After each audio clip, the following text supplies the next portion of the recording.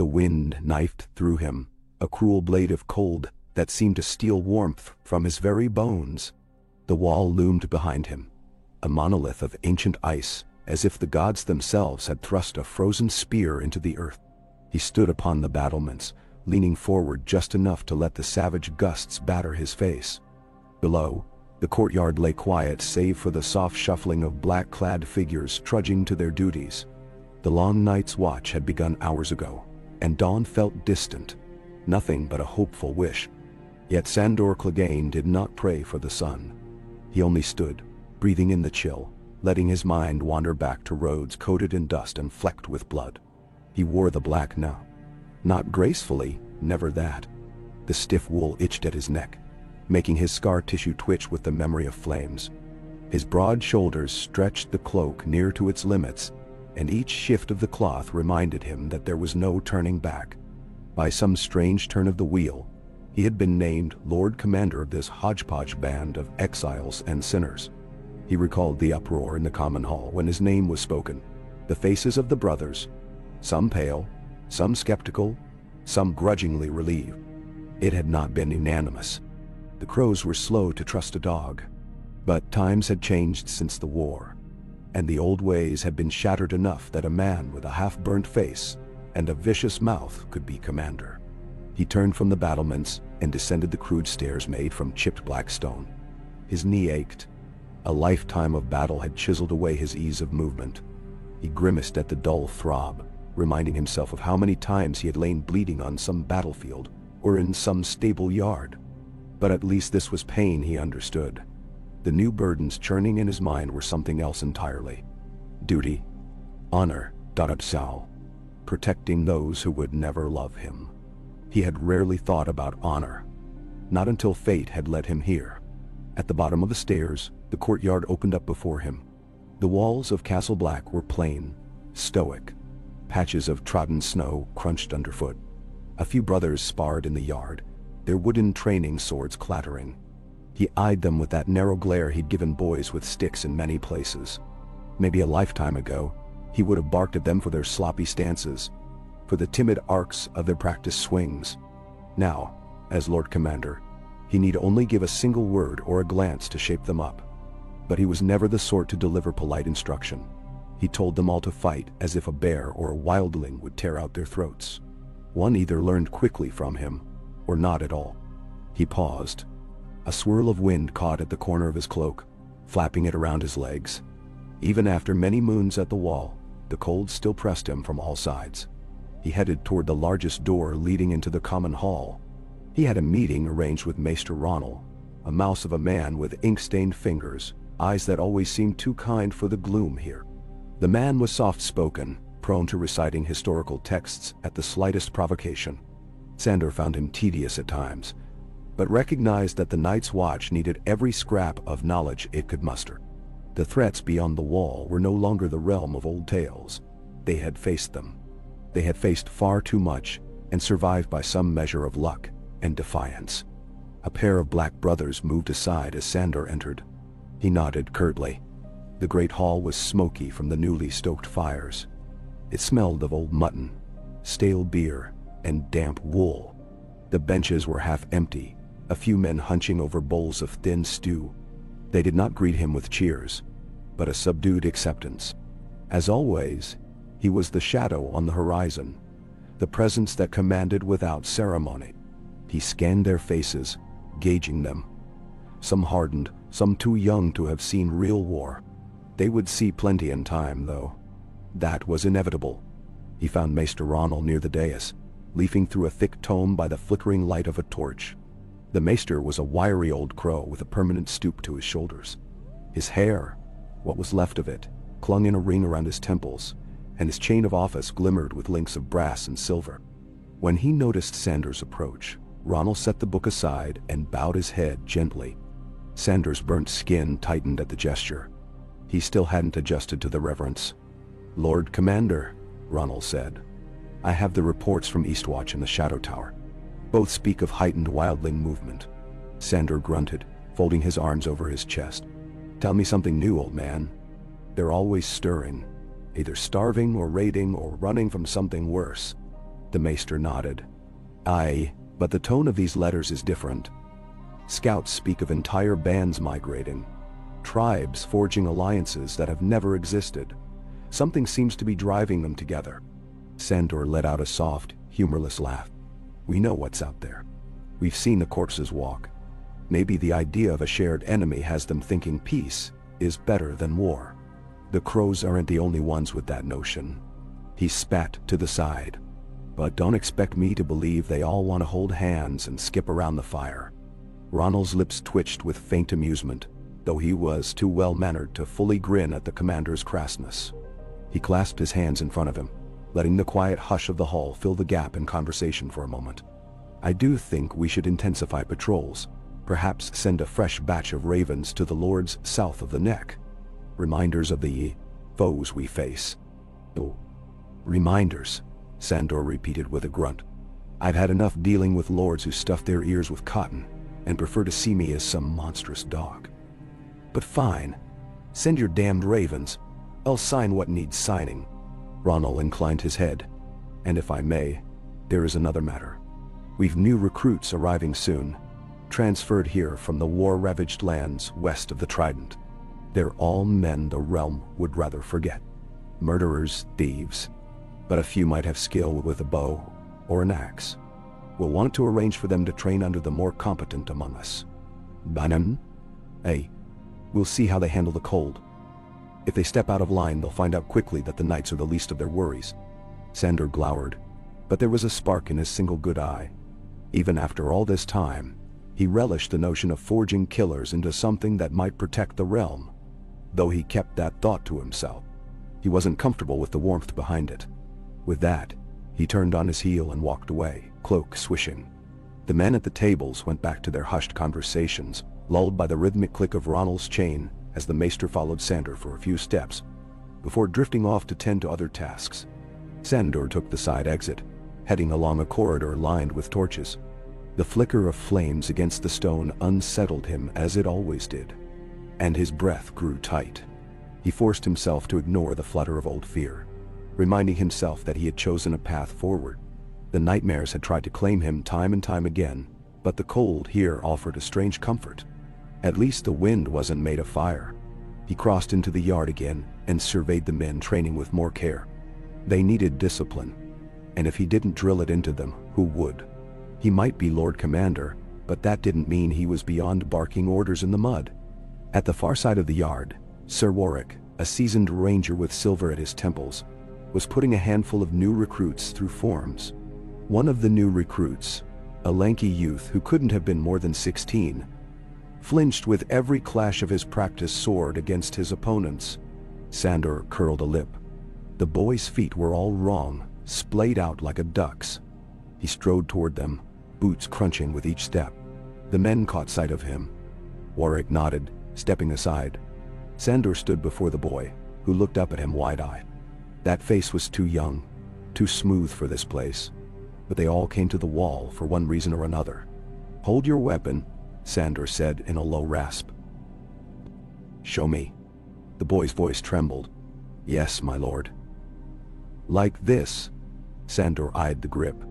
If a man charges you, you'll want both hands firm around the handle, your left foot braced. He's not going to wait while you fumble. Den. The boy adjusted, clearing his throat. Like that? Sandor pressed on the wooden blade. The youth's arms shook, but he didn't lose the weapon. Better. Still sloppy. He pressed harder, forcing the boy's body to shift. Your stance is off. You'll get yourself killed in 3 seconds flat.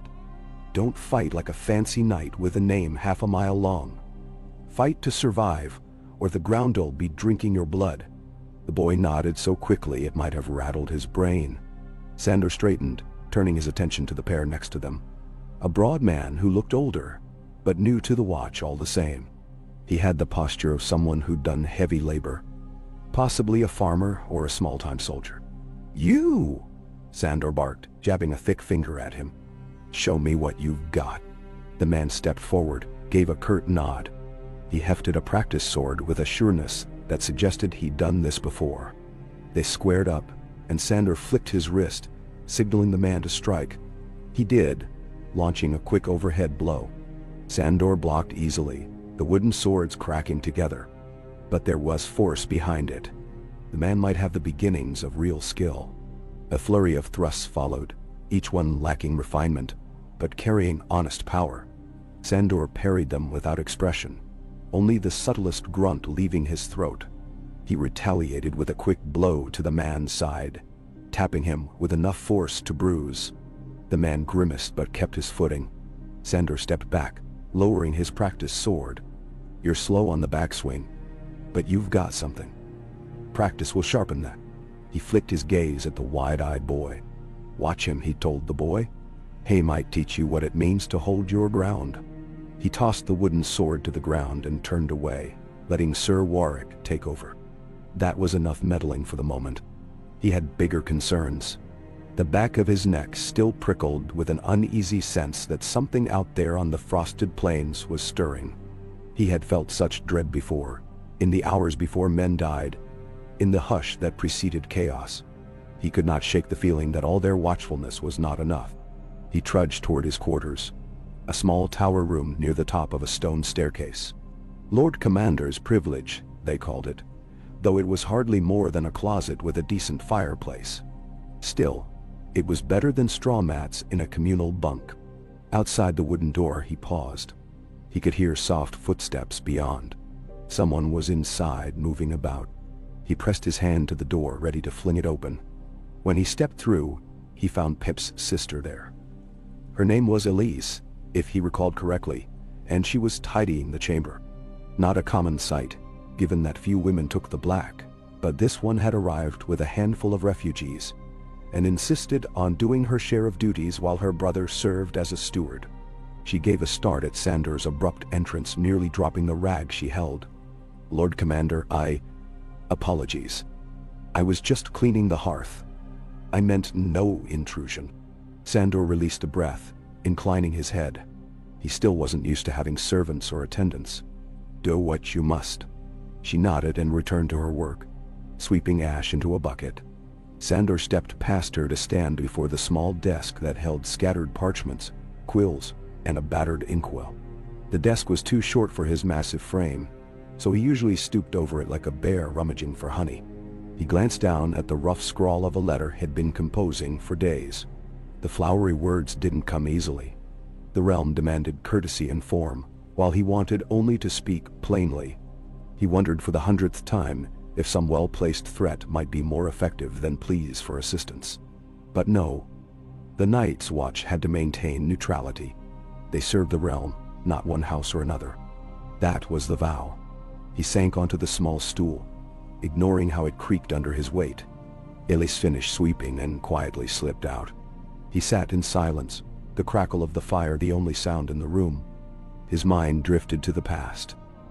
The glint of steel in tournament stands, the stench of rotting corpses after a battle, the flicker of flames licking up half his face. He did not dwell on it by choice, but it found him, always, especially in moments of quiet. He picked up the quill, dipped it in ink, and stared at the half-written letter to one of the lords whose name escaped him for a moment. Lannister? Tarly? Some such. Pleading for shipments of food and arms, reminding them that winter had come and that the dead things beyond the wall would not remain a distant tale. He should have let Ronald handle the writing, but some part of him insisted that a Lord Commander's seal carried more weight if accompanied by his own words. He scratched at the parchment. "We face a threat that no single house can stand against alone. The realm must unite." He broke off, disgusted at how grand it sounded. The world never listened to men with half their face burned off, not until they saw something more frightening than a scar. He set the quill down, letting the ink blot. Enough for now. A muffled bell rang from outside. They rarely used it, except for calls to gather, or for dire emergencies. He straightened, hearing the rush of boots in the corridor below. Something urgent. He rose and shoved the letter aside, stepping out into the hall. Men in black tunics were hurrying toward the courtyard. He fell in beside them, dwarfing most of the brothers with his tall, broad-shouldered form. In the courtyard he saw that the main gate was being hauled open. A patrol had returned, 3 rangers bundled in heavy furs. One of them half collapsed into a drift of snow, while the others shouted for help. Sandor strode forward, his breath steaming in the cold. As he neared, he saw that the collapsed ranger was wounded, a ragged slash across his thigh that bled freely. His companions were frantic, trying to stem the flow of blood with their cloaks. "What happened?" Sandor demanded, voice echoing. "We were set upon by a group north of the gorge," one ranger said, panting, his cheeks red and raw from the wind. "Might have been wildlings. They came out of nowhere. We lost Moss and Jeanrol. Dead before we could." He broke off, swallowing. "We had to leave their bodies behind." Sandor crouched next to the injured man, pressing a hand to his shoulder, pushing him onto his back so he could see the wound. It was deep, likely made by an axe or a sword. "Get him to Maester Ronald, quickly," he barked. Several men rushed forward, hoisting the ranger up, carrying him inside. The wind whipped snow across the courtyard, swirling in ghostly spirals. The uninjured rangers looked hollow-eyed, as if they'd seen something far worse than a simple skirmish. Sandor stood to his full height, scanning their faces. "Tell me," he said. They exchanged glances. Finally, the one with a short, ragged beard answered in a shaking voice. "They weren't just wildlings. At first, yes, men with scraggly hair and crude weapons. But as the fight began, we saw others, shapes, silhouettes. The others didn't speak, they moved like..." He trailed off, and Sandor ground his teeth together. "Like dead men walking?" The man swallowed. Or something worse. One of them came at me, half its face missing, eyes like ice." A hush fell. Some men in the courtyard looked away. They had heard the stories, of course, but stories often seemed less real in broad daylight. Now the proof lay in a wounded ranger and the horrified stares of those who survived. Sandor clenched his fists. "We'll send a proper scouting party north. We need to know the extent of this threat." He could hear the hammering of his own blood in his ears. He recalled that frigid chaos, the inhuman shrieks. He'd nearly run then, in the face of that unnatural terror. But circumstances had forced him to stand. Now, it was his duty to do so. He directed men to see to the wounded, to gather fuel for the fires, to prepare for the possibility of an immediate raid. The shadows cast by the high walls seemed longer than they should have been, as though the day itself was cowering under the weight of what lay beyond. By the time dusk began to creep in, he was back in the chamber used for war councils, a circular room near the base of the wall's interior, where the stone was thickest and the wind's howls were slightly muffled. Around a long table sat his most trusted brothers, Sir Warwick, Maester Ronald, and half a dozen others with skill enough to lead men. They spoke in low, urgent tones, discussing the best route north. How many men to send, how many to keep behind. Sir Warwick tapped a gloved finger on the table. "We can't spare too many, Commander. If the rumors are true about roaming bands of wildlings forming alliances, they might try to take advantage of our absence." "Mendigar so," Sandor snorted.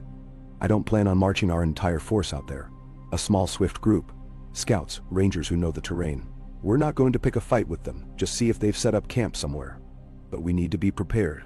We can't keep ignoring the truth. The dead are not at rest." A tense silence followed. They all had memories of the long night battles, the flicker of unnatural eyes in the dark. Even to speak of it felt like summoning nightmares. Finally, Maester Ronald nodded. "Very well. I'll see to the ravens. We shall request reinforcements from any who will heed us." Sandor shrugged. Send out your letters. Just don't expect them to scramble to our aid. There's always a new war somewhere in the south. They'll have their own troubles. So we rely on ourselves." Warwick swallowed. "I'll select the men for the scouting party." After the meeting dissolved, Sandor found himself pacing in the corridor, uncertain of his own restlessness. He had always been a man of action, but here in the seat of command, he faced new battles, strategic planning, negotiation, leadership that demanded more than swinging a sword. He almost missed the simpler times of being told who to kill. But that life was behind him. Now, if men died, it was on his conscience. The thought weighed heavier than any armor. He paused at a narrow window slit, pressing his scarred cheek to the icy stone. Outside, darkness was settling in. The cold was tangible, an almost living thing. He forced a steady breath. The old vow of the Night's Watch drifted through his mind, unbidden. Men recited it in unison, but he had never once joined them. Even now, as Lord Commander, he felt a pang of awkwardness in the ritual.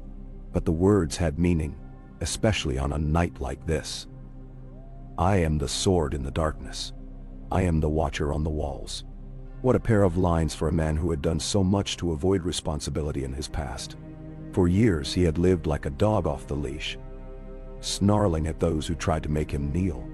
Now, he had to kneel to this duty, or men would die. Strange how life twisted itself. He pulled back from the window and continued along the corridor until he reached the armory. Inside, the air was thick with the smell of metal and oil. Racks of swords, spears, and crossbows lined the walls. The armorer, a squat man with muscled arms blackened by soot, was hammering a dent out of a breastplate.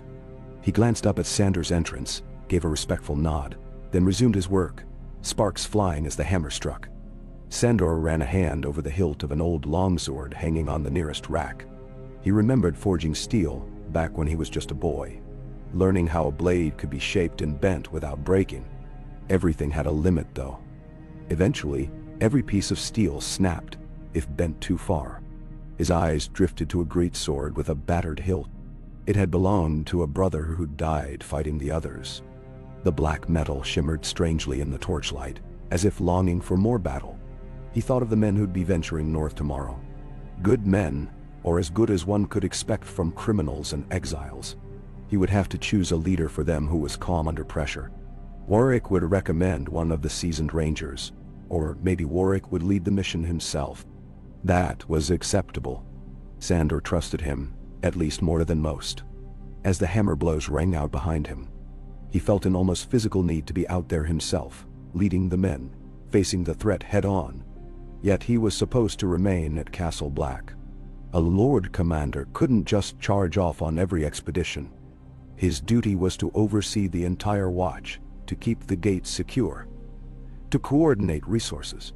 He clenched his jaw, the old restless dog in him chafing against the leash of leadership. Night settled fully, and he retreated to his chamber for a meal of stale bread and salt pork. Elise had left a small clay bowl of stew near the hearth, still steaming faintly, and a cup of ale. He ate quickly, leaning back in the wooden chair. Each swallow tasted of grime and exhaustion, but it was food enough. The flicker of the fire on the stone walls cast dancing shadows, shadows that slithered across the table and licked along his scarred cheek. Memories of fire raged in the back of his mind.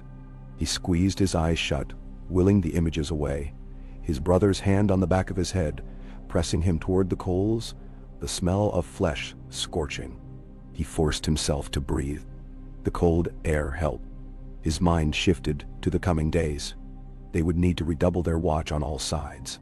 The ice itself sometimes gave, revealing old tunnels the wildlings used to cross under the wall. They had to check that none had collapsed or opened a new one. They had to plan how to keep supplies from running out when winter's grip tightened. All these thoughts battered against his skull, demanding attention. He was no maester, no cunning politician. He was a soldier with a broken code of honor patched together over scars. At last he sought his cot, allowing the tension in his limbs to ease. Sleep came in fits, swirling with half-formed dreams of battles yet to come and faces long dead. He woke before the dawn to the toll of another bell. The courtyard was abustle again, with the rangers preparing their horses and gear for the northern foray. Torches ringed the walls, sputtering orange in the star-streaked darkness. Sandor stood at the top of the steps, arms crossed, watching as Warwick inspected the men's supplies. They numbered only a dozen, but each had proven reliable. Well, as reliable as any black brother could be. Some had haunted eyes from the burdens of their past crimes. Others carried themselves with a sense of desperate pride. They all would ride out at first light, slipping through the gate and making their way up the King's Road that cut through the forest, searching for sign of the wildlings or anything else that stirred in the gloom. Warwick approached Sandor, bowing his head slightly. "Commander," he said, "we'll be gone at least a fortnight, perhaps longer. Depends on what we find." Sandor scratched at the stubble along his jaw. the movement sending a faint twinge through the tight skin of his burn scars. "Keep your wits about you. If you see the dead walking, don't try to be a hero. Get back here and warn us." Warwick nodded. "We'll do our duty." The men mounted their horses, each in heavy fur cloaks. Sandor watched them ride out, their breath clouding the air, hooves crunching in the frozen snow. The gate closed behind them with a thunderous echo, leaving Castle Black once more in uneasy quiet. The morning light crept in, dull and gray. Sandor spent the early hours prowling the ramparts, scanning the horizon for any flicker of movement. He found none, only the endless expanse of white. Occasionally, a crow cawed from the top of the wall, mocking the watchers below. Men toiled, hauling barrels of supplies, patching cracks in the ice, sharpening steel. Life at the wall rarely offered respite. The harsh routine was the only constant in a world that had grown too large, too chaotic. By midday, the sun was a pale disk, drifting behind a veil of thin clouds. Sandor convened with Maester Ronald to sign off on the letters that would be sent south. He didn't bother reading them carefully. He trusted the Maester to phrase the pleas politely. Instead, he pressed his mark in black wax, sealing them with the sigil of the Night's Watch. A handful of ravens flapped in their cages, impatient to fly. One by one, Ronald tied the messages to their legs and carried them outside. Sandor stood by, arms folded, as Ronald released them into the biting wind. The birds soared, black specks against the pallid sky, carrying warnings that might or might not be heeded. The day dragged on, each hour measured by the occasional ring of the yard bell marking changes of the watch. Sandor kept busy, patrolling the walls, checking on the men who scoured the new recruits, ensuring the ongoing tasks of daily survival. Water from the well, logs for the fires, rations for every mouth. Now and again he stepped into the library tower, a dim space crammed with crumbling manuscripts. He found no comfort in those dust-filled shelves, but he lingered out of a strange sense of obligation. Knowledge was a weapon. If only he could read more than half of those old texts without his head pounding. Elise was there, gingerly placing a stack of new supplies on a table. She bowed her head at his approach, then continued organizing. He glanced at her, noticing the determined set of her jaw. At the wall, everyone found purpose or froze. He left her to it, his footsteps echoing as he left for the yard once more. Night came, and with it, a fresh wind that bit like a new set of teeth. Some of the men huddled around the fire in the common hall, sharing old war stories and half-joking about the rumored beauties in Mole's Town, though the memory of the day's wounded ranger kept the humor subdued. Sandor took his own seat near the hearth, ignoring the men who cast glances his way. He nursed a wooden cup of strong ale, letting the heat seep into his gloves. Two stewards carried in a cask, tapped it, and began filling mugs for those off duty. The men took their ale with quiet gratitude, some gulping it down, others savoring each swallow as though it might be their last. Sandor stared into the fire, occasionally taking a sip. The place rattled with the murmur of hushed conversations. He heard snatches of talk, men discussing illusions of lost loves, regrets, or the meager hopes they clung to in the frosty gloom. He had little interest in mingling. His presence alone was enough to stifle some of their talk, as though they feared the hound might snarl at them for daring to speak of softer things.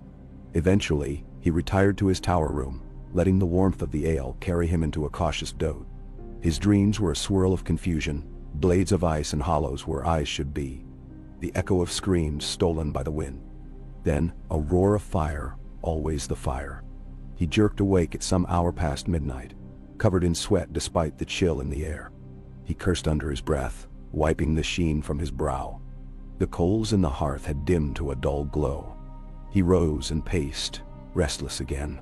On impulse, he flung his cloak around his shoulders and left the room, descending the tower steps into the courtyard. The cold struck him immediately, but he welcomed it. Better the sting of frost than the torment of nightmares. He crossed to the gates that led onto the elevator platform, which rose to the top of the wall. At this hour, only a pair of guards was stationed there, wrapped in heavy cloaks with hoods drawn tight. They stiffened upon seeing him approach. "Lord Commander," one said, voice muffled by the scarf across his mouth. He nodded. "I'm going up." They operated the winch, and the wooden platform groaned, lifting into the darkness. Chains rattled against the ice. The journey took longer than he liked, but soon he was stepping off onto the icy ramparts. The vastness of the north spread out before him like a wide ocean. The wind was fierce here, nearly tearing the breath from his lungs. But the vantage was worth it. He walked along the edge, each step carefully placed to avoid slipping on the frozen surface. There was something sobering about standing atop the wall at night. Below lay an endless shadowy wilderness, beyond the reach of any law but winter itself. He remembered the first time he came here. How small and insignificant he had felt in the face of it all. He still felt that way sometimes. But now there was something else. A grim acceptance of the role that had befallen him. He looked out into the distance, imagining the patrol that had left at dawn. They would be deep in the forest by now, perhaps huddling around a fire of their own. There might be watchers among the trees, eyes glittering with malice, living or dead. For a moment, he closed his eyes and let the wind roar around him, the cold biting into his scar. He found it bracing, a sensation that reminded him he was alive, that he had a purpose. In the distance, clouds scudded across the sky, revealing a slice of moon that bathed the snow below in a pale glow. He wondered if anyone else stood outside on a night like this, scanning for shapes in the darkness. Perhaps somewhere across the land, people still believed themselves safe. Perhaps somewhere, the memory of the others had already begun to fade like a bad dream at dawn. He knew better. He turned away from the edge and made his way toward a small covered shelter where the watchers usually stood guard. Two men were there, stamping their feet to keep warm, hands folded under their arms. They startled as he emerged from the wind-whipped dark, half expecting to see some white crawling over the side. When they realized it was the commander, they relaxed. "Anything to report?" Sandor asked, his voice low, though the wind threatened to snatch his words away. One guard shook his head. "Nothing, my lord." "The night is quiet." Sandor gave a grunt of acknowledgement. "Keep it that way." He stayed there for a time, silent, letting the cold seep into him until the trembling of his limbs demanded he descend once more. By the time he reached his chamber again, his hands felt like clumsy blocks of ice, and he was grateful for the lingering embers in the hearth. He peeled off his gloves and rubbed his palms together, letting the numbness recede. Outside, the wind battered the tower walls, keening like a wounded beast. He did not return to sleep that night, but sat in the chair, eyes half-lidded, mind drifting. When dawn finally arrived, gray light leaked through the narrow window, and he roused himself, ready to face another day of black-cloaked routine, and all the decisions that came with it. A memory of a dream flickered in his mind. He had been young again, a boy facing a roaring fire, except this time he did not cower. He stepped through the flames, emerging on the other side with black armor that glistened with ice. Shaking off the remnants of that vision, he rose and fastened his sword belt. As he left the room, the corridor seemed strangely quiet. He wondered if the day would bring good news or more ill tidings from the north. Perhaps Warwick would ride back sooner than expected, triumphant, with tales of scattering a small wildling band. Perhaps the creeping dread in his gut would prove correct, and they would face a new horror before the next moon. At the courtyard, men were already gathering for the morning tasks. The new recruits fumbled with harnesses, carrying water, splitting logs, assisting in the kitchens. Some still wore the lost expressions of men who had been taken from their previous lives, be those lives of crime, poverty, or half-remembered war. That was the watch, all sorts of flotsam cast onto the shores of the frozen north. Sandor surveyed them with a critical eye. This was the force that stood between the living and the restless dead. A ragged lot, but that was who he was too. He marched across the yard, ignoring the sting of the wind. As he passed, he overheard snatches of conversation, men gossiping about the wounded ranger's condition, about the possibility of more attacks. A hush would fall if they noticed him, then a forced cough as they turned to some safer topic. He pretended not to notice. Fear did strange things to people, but maybe that fear would keep them sharp. They needed to stay sharp. He reached the common hall, where a simple breakfast was being served. Porridge that looked as thick as mud and bread as hard as iron. He tore a hunk of bread free and scooped some porridge into a battered bowl, grimacing at the lack of flavor. But it was fuel. and they all needed that. At a corner table, a cluster of brothers sat whispering. When Sandor neared, they fell silent. He stared at them pointedly, but said nothing, and they lowered their gazes to their bowls. He ate in a few brusque spoonfuls, set the bowl aside, and stalked out again into the swirl of snow. The chores continued around him, and he once more felt the tension of tasks piling up. He would need to see Maester Ronald for another briefing, then speak with the quartermaster about the supply caches, then check on the wounded man, if he still clung to life. And through it all, a steady vigilance, watching for any sign that the nightmares beyond the wall crept closer. He climbed the steps to the rookery, where the ravens flapped their wings in a cacophony of caws and rustling. Maester Ronald was there, scribbling notes by the thin light coming through slitted windows. He looked up, blinking tired eyes. "Lord Commander," he said, "I've just received a message from Eastwatch. Their scouts have spotted refugees crossing the ice shelves to the north, seeking shelter. Hundreds by some accounts. Women, children among them. Nothing." Sandor rubbed at the side of his face, feeling the raised ridges of scar tissue. The realm was a swirl of the desperate and the damned. They would come to the wall, seeking salvation, or at least a reprieve from the horrors that stalked them. The Watch could barely feed its own, but turning them away, that was how you got the others growing their ranks, or the wildlings rallying in hatred. "Send word back," he said at last. "Tell them to keep an eye on those refugees. If they're not violent, let them pass. But watch for any sign of whites among them. Any corpse that doesn't stay down." He trailed off. Ronald nodded, understanding the implications. Outside, the wind howled once again, rattling the ancient timbers of Castle Black. Sandor closed his eyes for a moment, grappling with the knowledge that this was only the beginning of his burdens. This was the cost of being Lord Commander. He had never wanted to lead. He had wanted only to survive. Yet here he stood, commanding a brotherhood, charged with defending a realm that hardly knew or cared who manned the wall, so long as the nightmares stayed in the far north. He opened his eyes. "I'll be in the yard," he muttered, turning away, cloak dragging on the stone. He left the rookery, stepping back out into the open air. The cold slapped his face, and he drew a long breath. A wave of exhaustion rolled over him, but he stood firm. Duty. Honor. All. He had taken the black, and somehow his lot had become leading this ragged band. He would face it, one day and one night at a time, until he fell.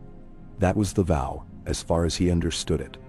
To give all, to surrender the life he had before, to protect the realm from the horrors that waited beyond. He paused near the archway that led to the training yard, scanning the men. He saw the frightened boy from before, trying once again to wield a practiced sword, flinching at each clang.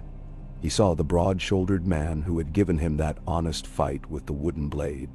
He saw older brothers, forging new recruits in the harsh crucible of the north. They all lived in his shadow now, shaped by his command. He let out a slow breath, the vapor catching in the wintry air.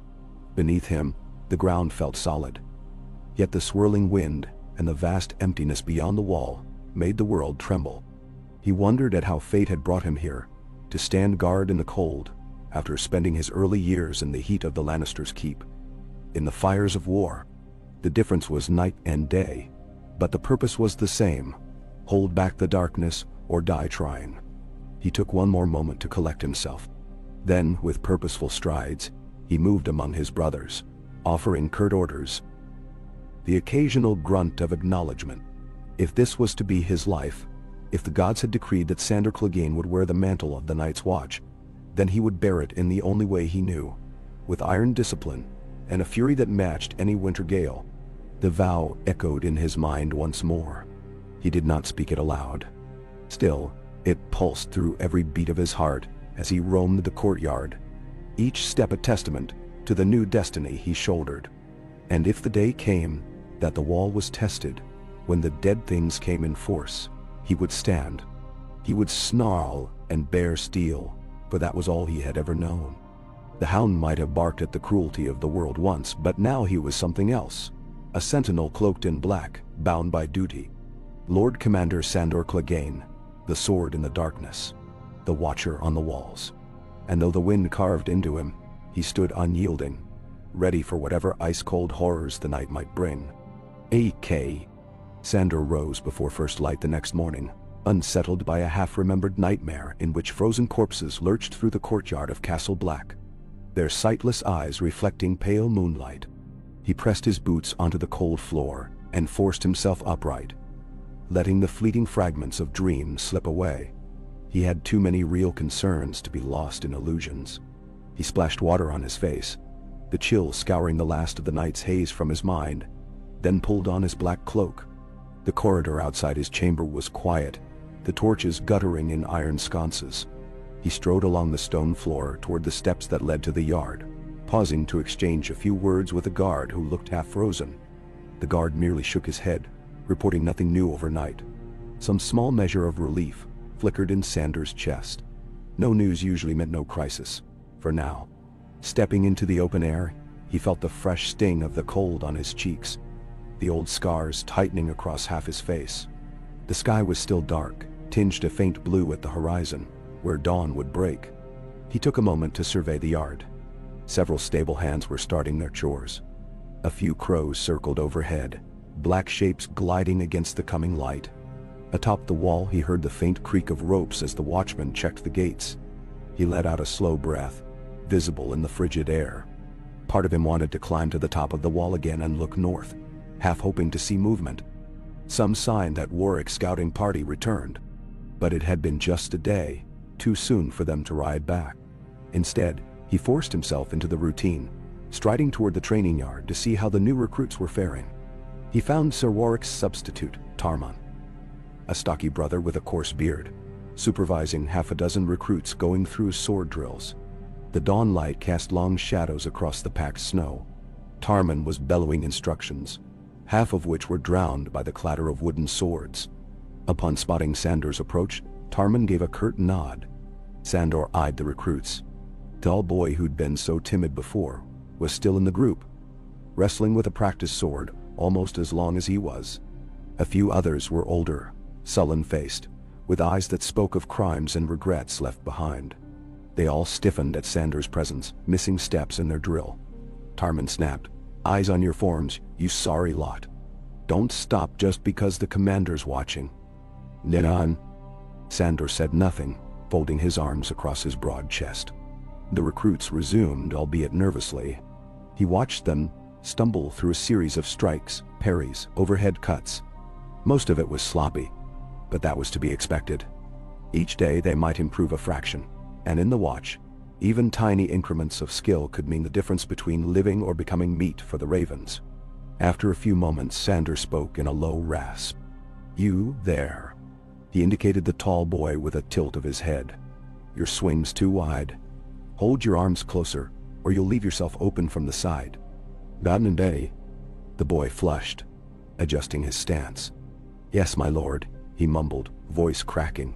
Sandor watched him try again, faintly satisfied that the lad was at least paying attention. The blow came in tighter now, less telegraphed. Tarman nodded approvingly. Sandor stepped away. He had no desire to loom over them any further. If they were to learn, they needed to sweat and struggle for it.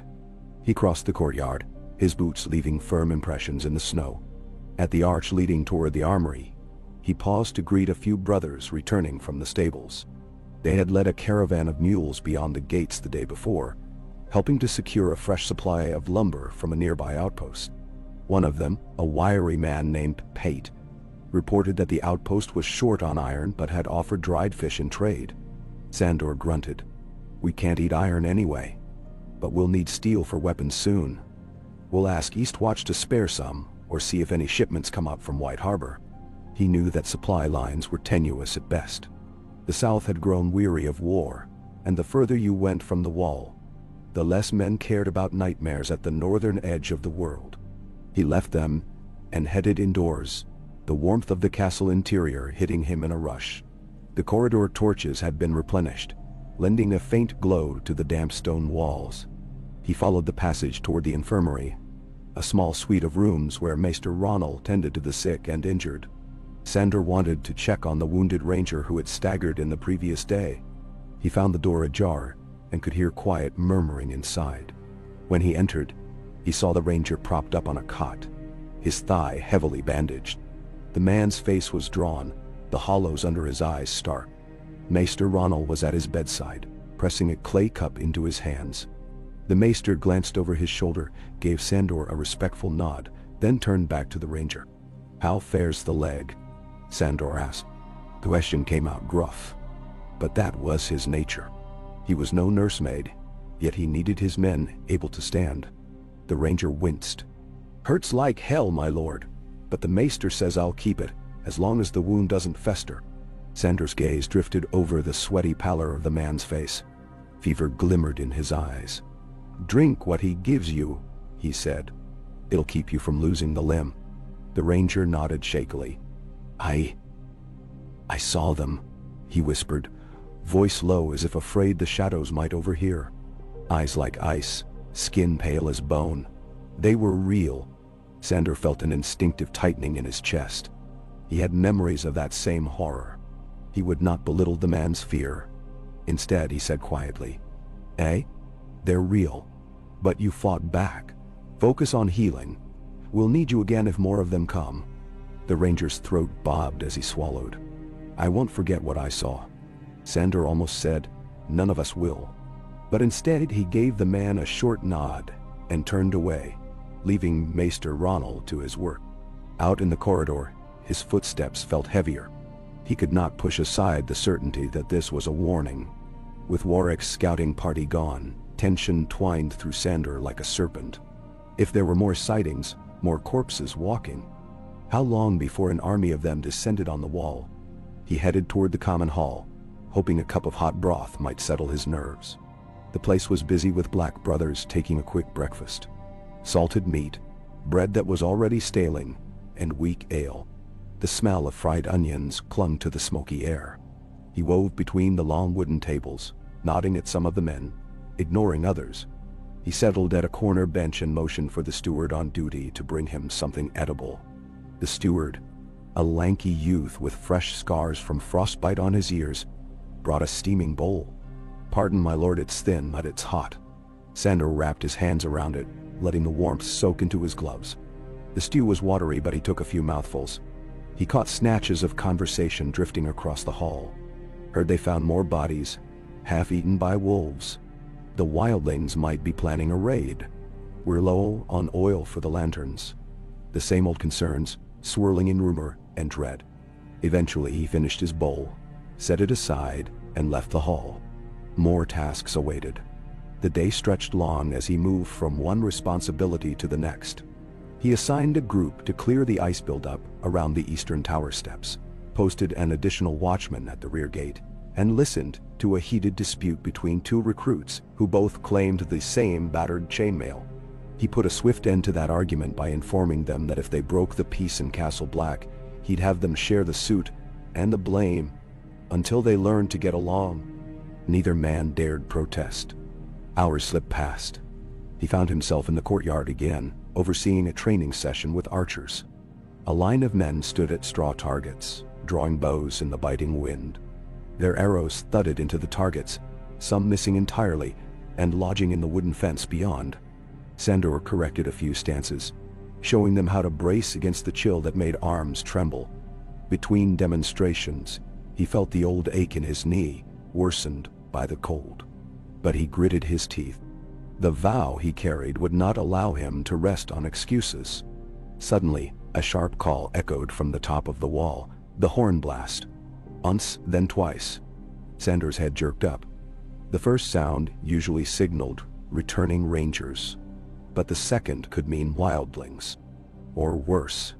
He left the archers without a word and strode to the courtyard gate that led to the elevator. Men hustled from various corners, gathering around in tense readiness. As Sandor stepped onto the platform, he locked eyes with one of the watchmen operating the winch. The watchman's face was pale. "2 blasts," the man breathed. "You think it's them? The dead?" Sandor ground his teeth. "We'll see." The platform groaned upward, rattling along the icy face of the wall. The wind snatched at his cloak. It felt like a living thing, hungry to pull him over the edge. He held fast, ignoring the swirl of vertigo below. Near the top, he saw the silhouettes of men leaning over the rampart.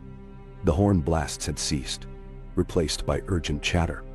When Sandor stepped off, a ranger pointed north, voice ragged. "Look," he said. "There." Sandor approached the parapet and peered across the vast stretch of white.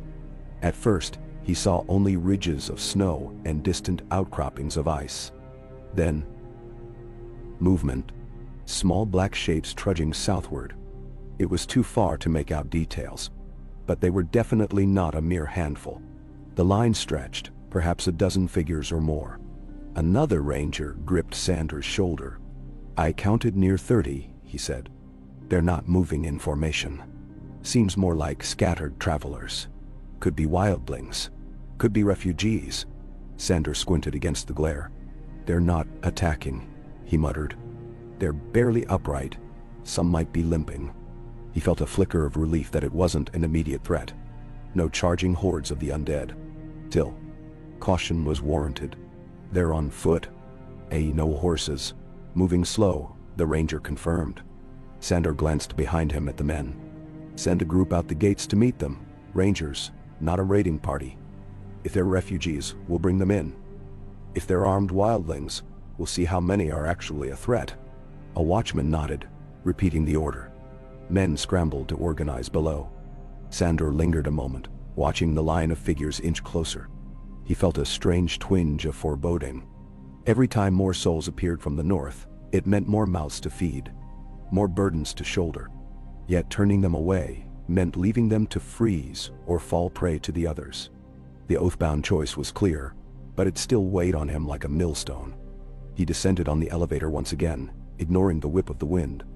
By the time his feet touched the courtyard, a troop of 6 had assembled, mounted and cloaked. They awaited his instructions. Sandor reviewed their gear. Crossbows, short swords, heavy cloaks. One carried a simple banner of the Night's Watch to signal their intent. "Find out who they are," Sandor said. "Offer them safe passage if they mean no harm. If they're wildlings with ill intent, put a bolt through the first who lifts a weapon. Understood?" They nodded, faces grim. Without further ceremony, they urged their mounts forward, passing through the open gate. Sandor stood by as the gates creaked shut behind them, leaving only a small sally port to watch. A hush settled over the courtyard. Men gathered in clusters, waiting, whispering. Minutes ticked by with agonizing slowness. Some men drifted back to their duties, but many lingered, occasionally pacing the ramparts to catch a glimpse of the exchange beyond the wall. Sandor forced himself to remain still, arms folded, jaw set. The swirling wind kicked up flurries of snow. At last, he heard the echo of hooves. The gate guard signaled, and the heavy doors swung open again. A line of ragged figures stumbled in, escorted by the black-cloaked riders. Sandor stepped forward, scanning the newcomers. A single glance told him they were not a war party. They were half-starved, shivering men and women with a handful of children clinging to their sides. The eldest among them looked near collapse, breath curling in frosty puffs. One of the rangers dismounted, trudging across the snow to Sandor. He gave a curt bow. They claimed to be survivors from a village beyond the Frostfangs. Their homes were destroyed by whites, if we believe their story. They fled south. Sandor's gaze flicked over the refugees. He recognized the blank, haunted stares of people who had seen nightmares. Their clothes were patchwork, some wearing bits of animal hide, others in threadbare southern garments. One man clutched a bone knife, but made no move to brandish it. An older woman cradled a child with bluish lips, the small face gaunt. Sandor cleared his throat. "We'll give them space in the old barracks," he said, his voice carrying across the courtyard. "And what food we can spare. Disarm them if they're carrying steel." He stepped forward, addressing the group directly. "If any of you cause trouble, you'll be back out in the cold before you can blink. But if you follow our rules, you'll find shelter here." "Menna." The refugees nodded, some half bowing in gratitude. A few looked too exhausted to speak. One of the rangers began leading them toward a side passage that would take them to a cramped cluster of stone chambers originally meant for old stable hands. It would at least provide walls and a roof. As the ragged column shuffled by, Sandor noticed a tall figure at the rear, a young woman with sallow cheeks, her hair in matted braids. She looked up at him, and their eyes locked for an instant. He saw no malice there, only the hollow glare of someone who had lost everything. It unsettled him more than any threat. He turned away. Maester Ronald soon bustled into the courtyard, taking stock of injuries or frostbite among the refugees. Stewards rushed about fetching blankets and steaming pots of broth. The hustle continued for some time, and Sandor gave a few curt commands to see that all was organized. A biting wind still howled across the yard, but at least now, these poor souls had some hope of surviving another night. He watched them recede into the gloom of the barracks, the last child's cough echoing in the corridor. A pang of memory flickered in him. Of small folk in the Riverlands, half-burned villages, the wails of children who had lost mothers or fathers to roving armies. He pushed it aside. Pity did little here. Only action mattered. By midday, the commotion died down. Men returned to their posts. Stewards bustled about, distributing what meager supplies the watch could spare.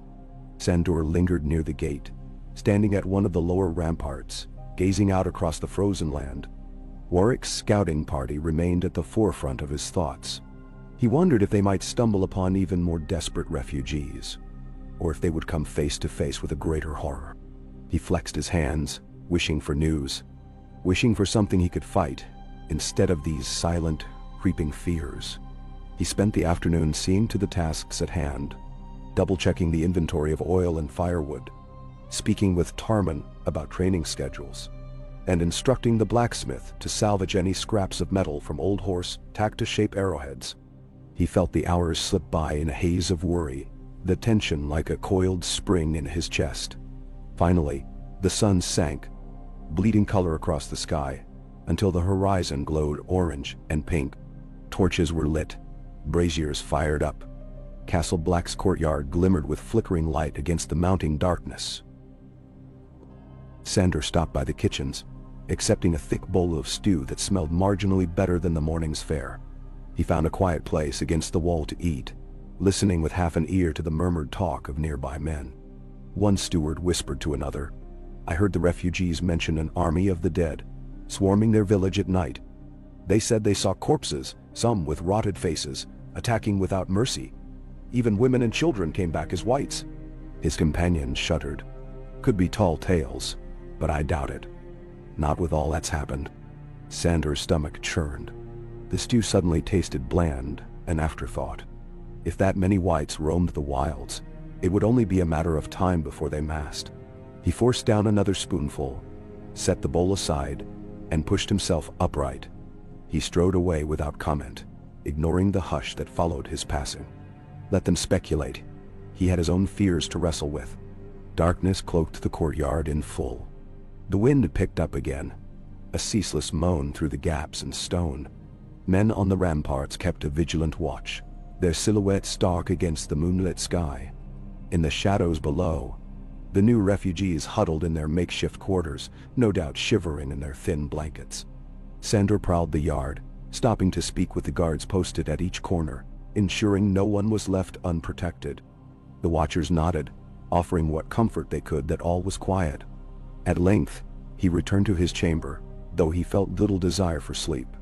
A small fire flickered in the hearth, courtesy of Elise, who had been by earlier. The warmth was meager, and the dancing orange glow on the walls caught the burned scar on his face, making it feel tight and itchy. He grimaced, pacing the short span of the room. He thought again of Warwick's party. Could they be faring well? Or were they as lost as these new refugees, wandering the snowbound forests? He could almost see in his mind's eye the shape of trees, branches weighed down by icy drifts, the hush of a world locked in winter's grip. He recalled the half-dead things lurking among those trees, how swiftly they could move for creatures that seemed so stiff and unnatural. The memory of that unnatural hiss curdled his blood. He was not a man to spook easily, but the others were beyond his comprehension. A cold so deep it gnawed at a man's soul. He paused before the small table where that half-finished letter lay, the one urging southern lords to send help. Ink splattered the parchment in jagged lines. He wondered if any replies would come. So many in the south had turned a blind eye after the wars ended, convincing themselves that the cold gods of the north were only legends. He picked up the quill, dipped it in the inkwell, and let it hover above the parchment. No words came. Finally, he slammed the quill down, cursing under his breath. The fire crackled softly. He sat on the edge of his cot and rubbed the back of his neck. Leadership felt like balancing atop a crumbling wall, any moment threatening to plunge him into ruin. Yet, there was no escape. That was the vow he had never quite spoken as reverently as the others, but which now bound him just the same. Eventually, exhaustion found him, dragging him into restless sleep. The dreams came again, shadows of faces he'd failed to save, flames licking at him, the screech of undead throats. He jolted awake, the flicker of dying coals barely illuminating the room. His breaths rasped. He glanced at the shuttered window, saw only darkness beyond. Hours yet till dawn. He cursed and forced himself to lie back, refusing to let fear keep him from rest. Dawn arrived with leaden clouds and a brittle cold that seared exposed skin. Sandor went about the morning routine, checking on the refugees. They looked marginally warmer but still hollow-eyed, speaking with the Black Brothers about the day's tasks, and scanning for any sign of returning rangers. None came. 2 days passed in much the same manner. The refugees settled as best they could, scrounging chores to earn scraps of food. A couple of them proved themselves skilled at repairing nets, something the fishermen at Eastwatch might value if they made the journey there eventually. Others were too crippled by frostbite to do more than lie in the infirmary, praying for a toe or a finger to heal. Sandor oversaw it all with stony resolve, giving instructions where needed, turning a blind eye to pity he could not afford. Meanwhile, the Black Brothers continued their drills, their guard rotations, their attempts to keep Castle Black running. The routines kept them sane, perhaps. Now and then, Sandor caught snatches of talk about Warwick. Men wondered if the group was lost, or if a storm had forced them to shelter. The worry felt like a weight in the castle's very stones. On the third day since the refugees' arrival, Sandor was standing at the top of the wooden steps leading up the main tower when a young brother came rushing toward him. The lad's face was flushed, eyes bright with alarm.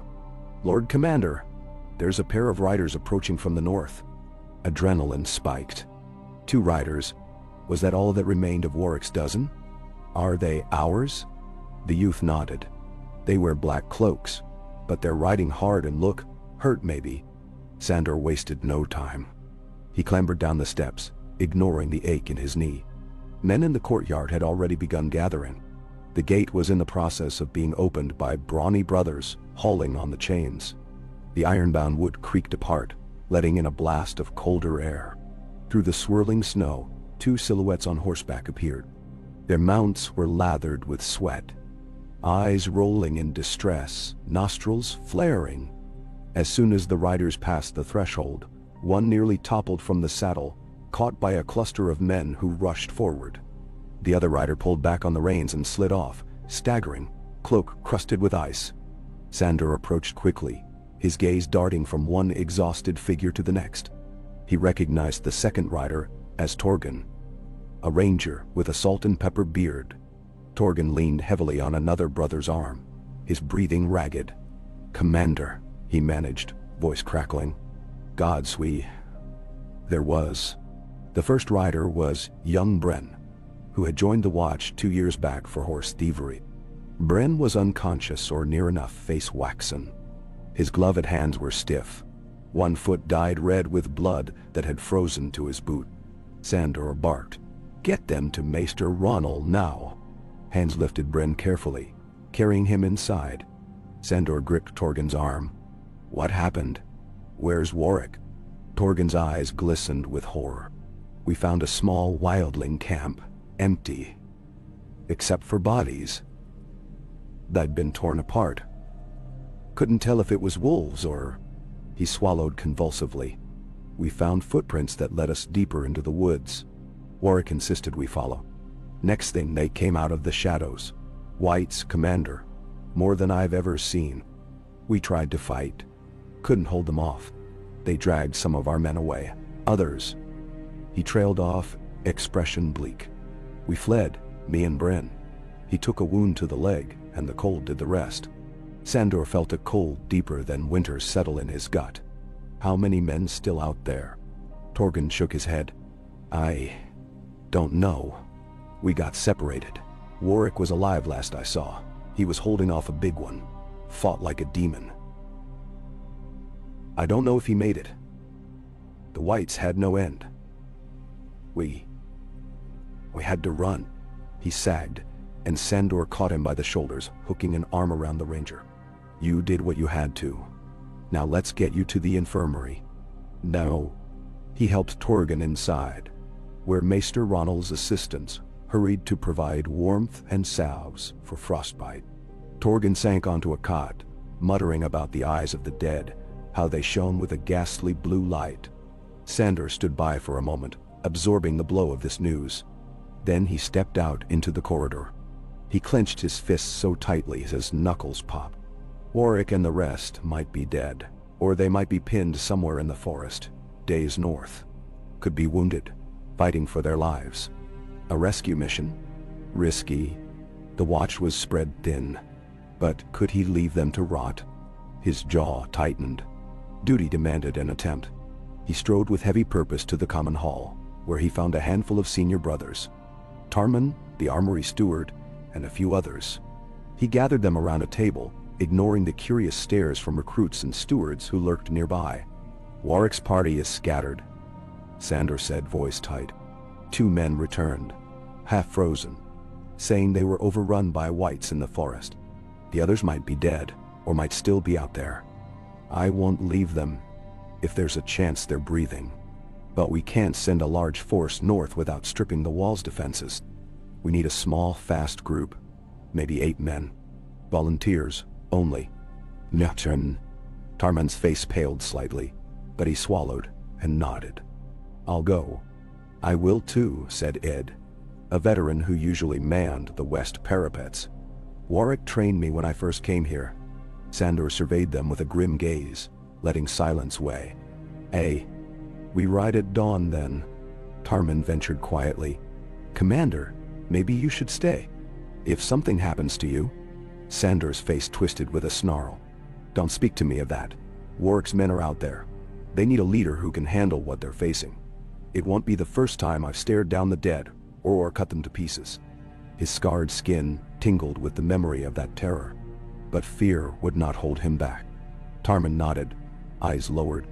None dared protest again. The next hours were spent in a flurry of planning.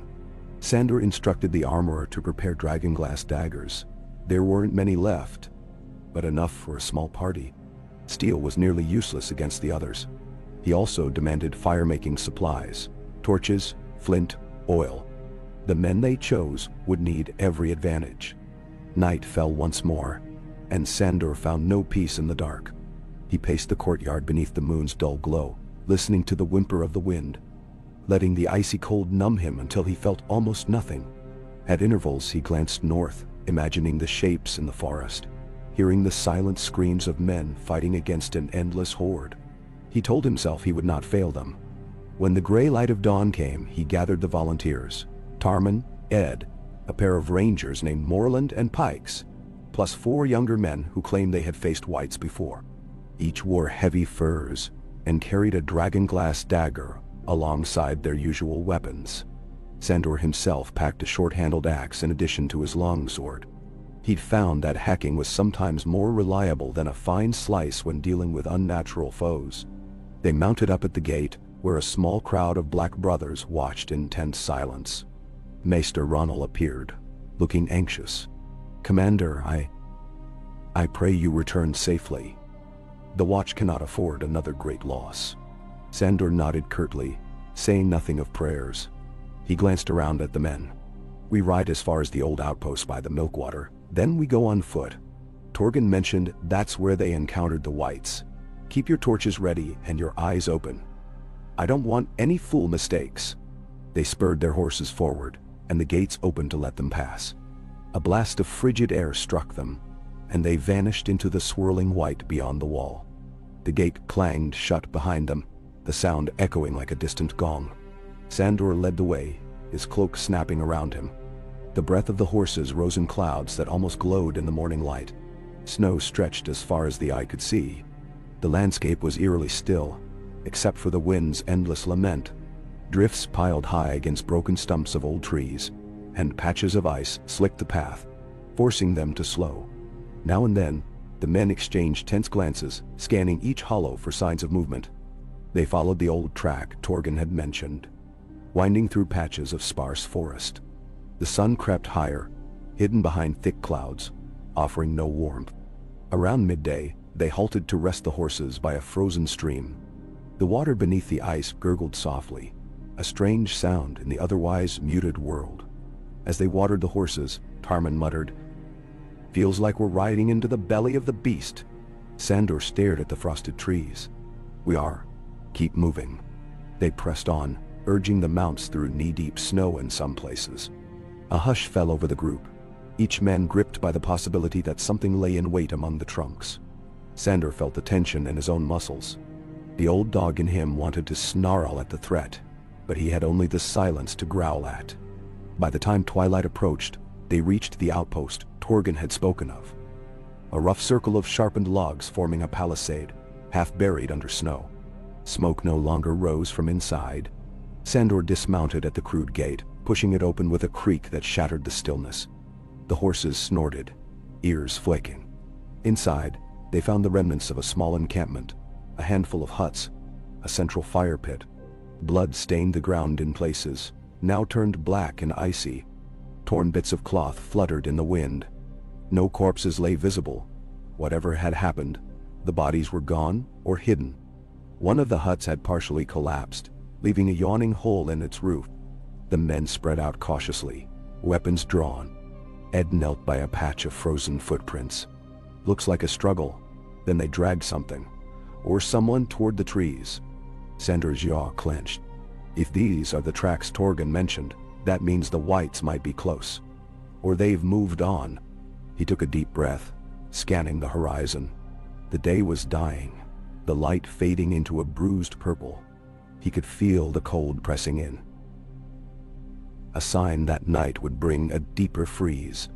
"We need a place to shelter," he said. "We can't travel blind in the dark. We'll make camp here, but keep a perimeter. No fires unless we must. Light draws attention." The men agreed in hushed tones, tension plain in their eyes.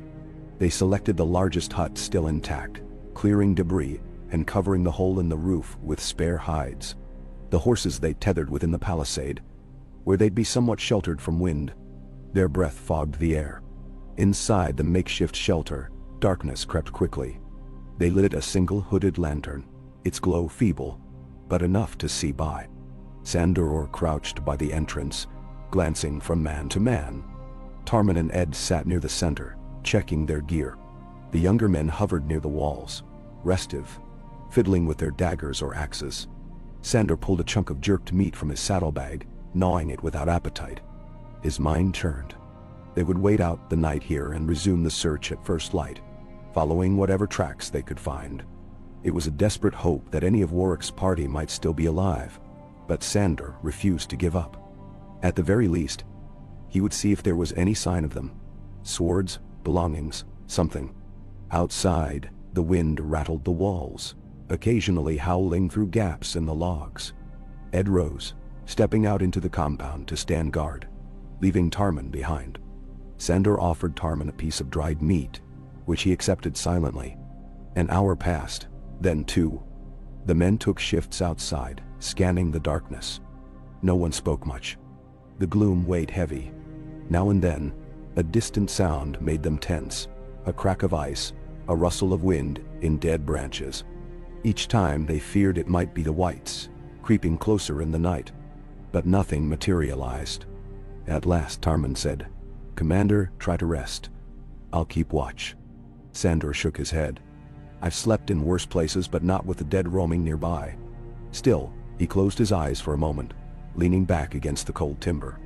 The hush of the place reminded him of those nightmares from which he awoke drenched in sweat. But his body was exhausted, and his lids grew heavy. The thought of whites hovered at the edge of his thoughts, yet slowly. Drowsiness seeped in. He drifted in a half-sleep for what felt like minutes. Then a muffled scream jerked him awake, He shot to his feet, hand on his sword hilt. Around him, men scrambled, grabbing torches and weapons. What was that? Tarman hissed, eyes wide. Another cry sounded, this time clearly from outside. Ed's voice, strangled with fear. Help! Sandor didn't wait. He barreled through the hut's entrance, nearly ripping the makeshift door off its hinges. The cold night air slapped him. In the middle of the palisade yard, Edidu was on his back, struggling beneath a shape that crouched over him. The lantern he'd carried lay on its side, flickering. Sandor rushed forward, drawing his sword. In the uncertain light, he saw a corpse-pale face twisted in a rictus grin. It wore tattered rags, skin mottled with frostbite. Its eyes glowed with a hideous blue sheen. Ed kicked at it, managing to hold its snapping jaws away from his throat. With a guttural snarl, Sandor swung his blade. Steel bit into the creature's shoulder, lodging in frozen flesh. It did not scream like a living thing. It only turned those dead eyes toward him. He twisted the sword, forcing the white off ADD. Tarman arrived with a torch, thrusting the flame at the creature's face. It recoiled, hissing like a cornered animal. Ed scrambled away, panting. Another man joined the fray, bearing a dragonglass dagger in the white's chest. The effect was immediate. The undead flesh shuddered, and a noise like cracking ice rent the air. In moments, the corpse collapsed into a heap of unrecognizable remains. Sandor shot a glare around the compound, searching for more. The gloom pressed in at the corners. The others circled, weapons raised. Slowly, they realized the attack had been from just one white, or so it seemed. What in the seven hells was that lone creature doing here? Tarman panted, holding the torch aloft. Sandor looked at Ed, who was propped on his elbows, breathing hard. You all right? Ed nodded, wincing. Bastard came out of nowhere. I heard something behind me, turned, and it was already clawing at my cloak. Sandor spat in the snow, adrenaline pumping. A single white, perhaps a stray. But it meant the dead were near. That was no random coincidence. The night felt sharper, more menacing. We tighten the perimeter, Sandor growled. 2 men on watch at all times. Make use of the dragon glass if anything else comes crawling out of the dark. They dragged the remains of the white away, tossing them beyond the palisade. The men returned to a state of guarded readiness, hearts pounding. Nobody slept after that. Sandor paced the yard, scanning the shadows outside the logs, half expecting an entire horde to surge forth. But the night passed without further incident. Dawn came with a sullen sky, gray and cold. The men looked haggard, eyes ringed with exhaustion. Ed's neck sported a faint bruise where the white had grabbed him, and he walked with a limp from kicking it off. Still, they were alive, which was more than could be said for Warwick's missing party. Sandor wasted no time. As soon as there was enough light, he led them out of the palisade, searching for footprints or signs of the white's passage. The snow was littered with old tracks, some half covered by fresh drifts. They spent hours picking through the forest, torches in hand, scanning every ridge and hollow. More than once, they found scraps of cloth snagged on branches or broken weapons embedded in frozen ground. Near midday, Tarman let out a sharp gasp. Sandor hurried over to find him crouched by a tree trunk. A shattered sword lay in the snow. The blade snapped. Its hilt carried the Night's Watch sigil on the pommel, clearly belonging to one of Warwick's men. Nearby lay a scattering of footprints leading deeper into the woods. Some looked human, others disturbingly large, with an odd gait that suggested inhuman movement. They followed this trail, hearts pounding. The forest grew dense, branches heavy with snowfall that fell in clumps when disturbed. Crows cawed overhead as if mocking their search. At last, they came upon a clearing where the snow was stained dark.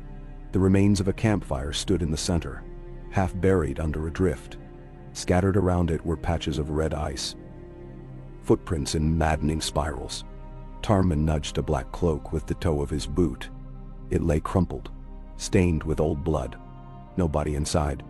Ed took a shaky breath. They made camp here. Then, something attacked. The whites, presumably. Mr. Radhar.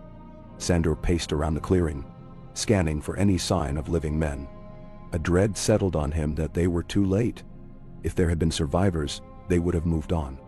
But the only fresh tracks they saw led away in erratic paths, likely whites pulling bodies. The men's expressions were grim. Sandor knelt by a patch of snow where something glinted. A ring, plain iron, sized for a man's finger, half buried in blood. He picked it up, turning it in his gloved hand. He recognized it as Warwick's. The old ranger had worn it as a keepsake from some half-forgotten life.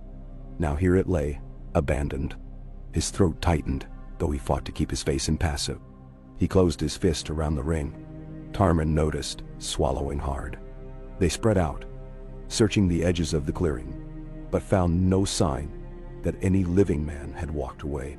Only scuffs in the snow that spoke to frantic struggle, then dragging motions. "We can't linger," Ed said quietly, scanning the looming trees. "They might come back, or there could be more whites lurking." Sandor stood, brushing snow from his knees. "Hey," he muttered, voice rough. "We've seen enough. There's no sense risking ourselves on a lost cause." He forced the words out through clenched teeth. He wanted to hunt every last white in these woods, but that was impossible. They had done what they came for, to confirm the fate of Warwick's rangers. And the truth was plain. None had survived. Slowly, they turned back the way they came. The forest felt oppressive, as though every branch held silent watchers. They kept torches lit, though the day was still bright enough, simply to ward off the creeping cold that seemed to emanate from the shadows. By late afternoon, they emerged again at the palisade outpost. The horses were restless, snorting and pawing, as if they sensed the gloom on the men's spirits. Sandor led them out to the open plain beyond, giving a single backward glance at the outpost's gate. He felt the weight of failure, though logic told him there was little they could have done. They rode south, each man silent, heads bowed against the bitter wind. The knowledge of Warwick's likely demise burned in Sandor's chest. He clutched the ring he had found, still in his pocket. Another good man lost to the endless night. The journey back to Castle Black took 2 days, slowed by the cold and swirling snow. At times they thought they heard distant howls, but nothing pursued them. They slept in shifts, always with the dread of another solitary white creeping near. But no further attacks came. It was almost worse that way, to be left alone with the tension. On the second morning, the wall came into view, an immense line of ice rising from the horizon. Sandor reined in his horse, gazing at its towering height.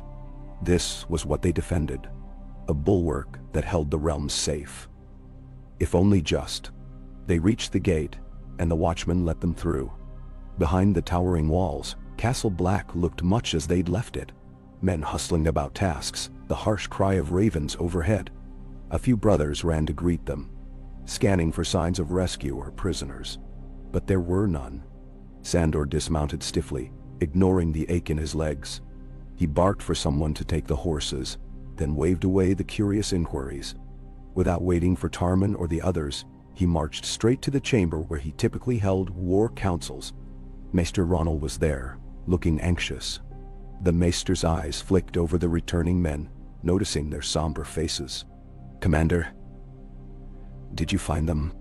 Sandor's hands curled into fists. "They're gone." The words fell like stones in the silence. Maester Ronald closed his eyes for a moment, then nodded, resignation on his features. "The others, I take it." Sandor tossed Warwick's ring onto the table, the small band clinking against the wood. "That's all that's left of Warwick." A hush settled, broken only by the hiss of the torch on the wall. The men who had joined the rescue stood in a small cluster behind Sandor, heads down. Finally, the Maester said softly, "We'll remember them. Their names will be recorded among the fallen, and we must be vigilant." Sandor breathed out, slow and heavy. "Vigilant," he repeated, voice hollow. "We need more than vigilance. We need men, supplies, fire, dragonglass. We need to stop hoping the South will do something, because they want." He turned away from the table, pacing. The old rage stirred in him, frustration that this cause, the only just cause had ever truly followed, was left wanting. The Watch fought an enemy that most of Westeros dismissed as myth. Warwick and his rangers had paid the price for the realm's indifference. At length, he halted. "Maester, send another round of ravens. I don't care if we've done it before. Make them understand that more men will die, and soon if they don't send help. Emphasize the threat is real, that the dead walk. If they think it's madness, let them call me mad. But we send the messages." Ronald inclined his head. "Yes, Lord Commander. I'll write it once." Sandor turned to the small party that had come with him. Tarman and Ed looked exhausted, eyes hollow from what they had witnessed.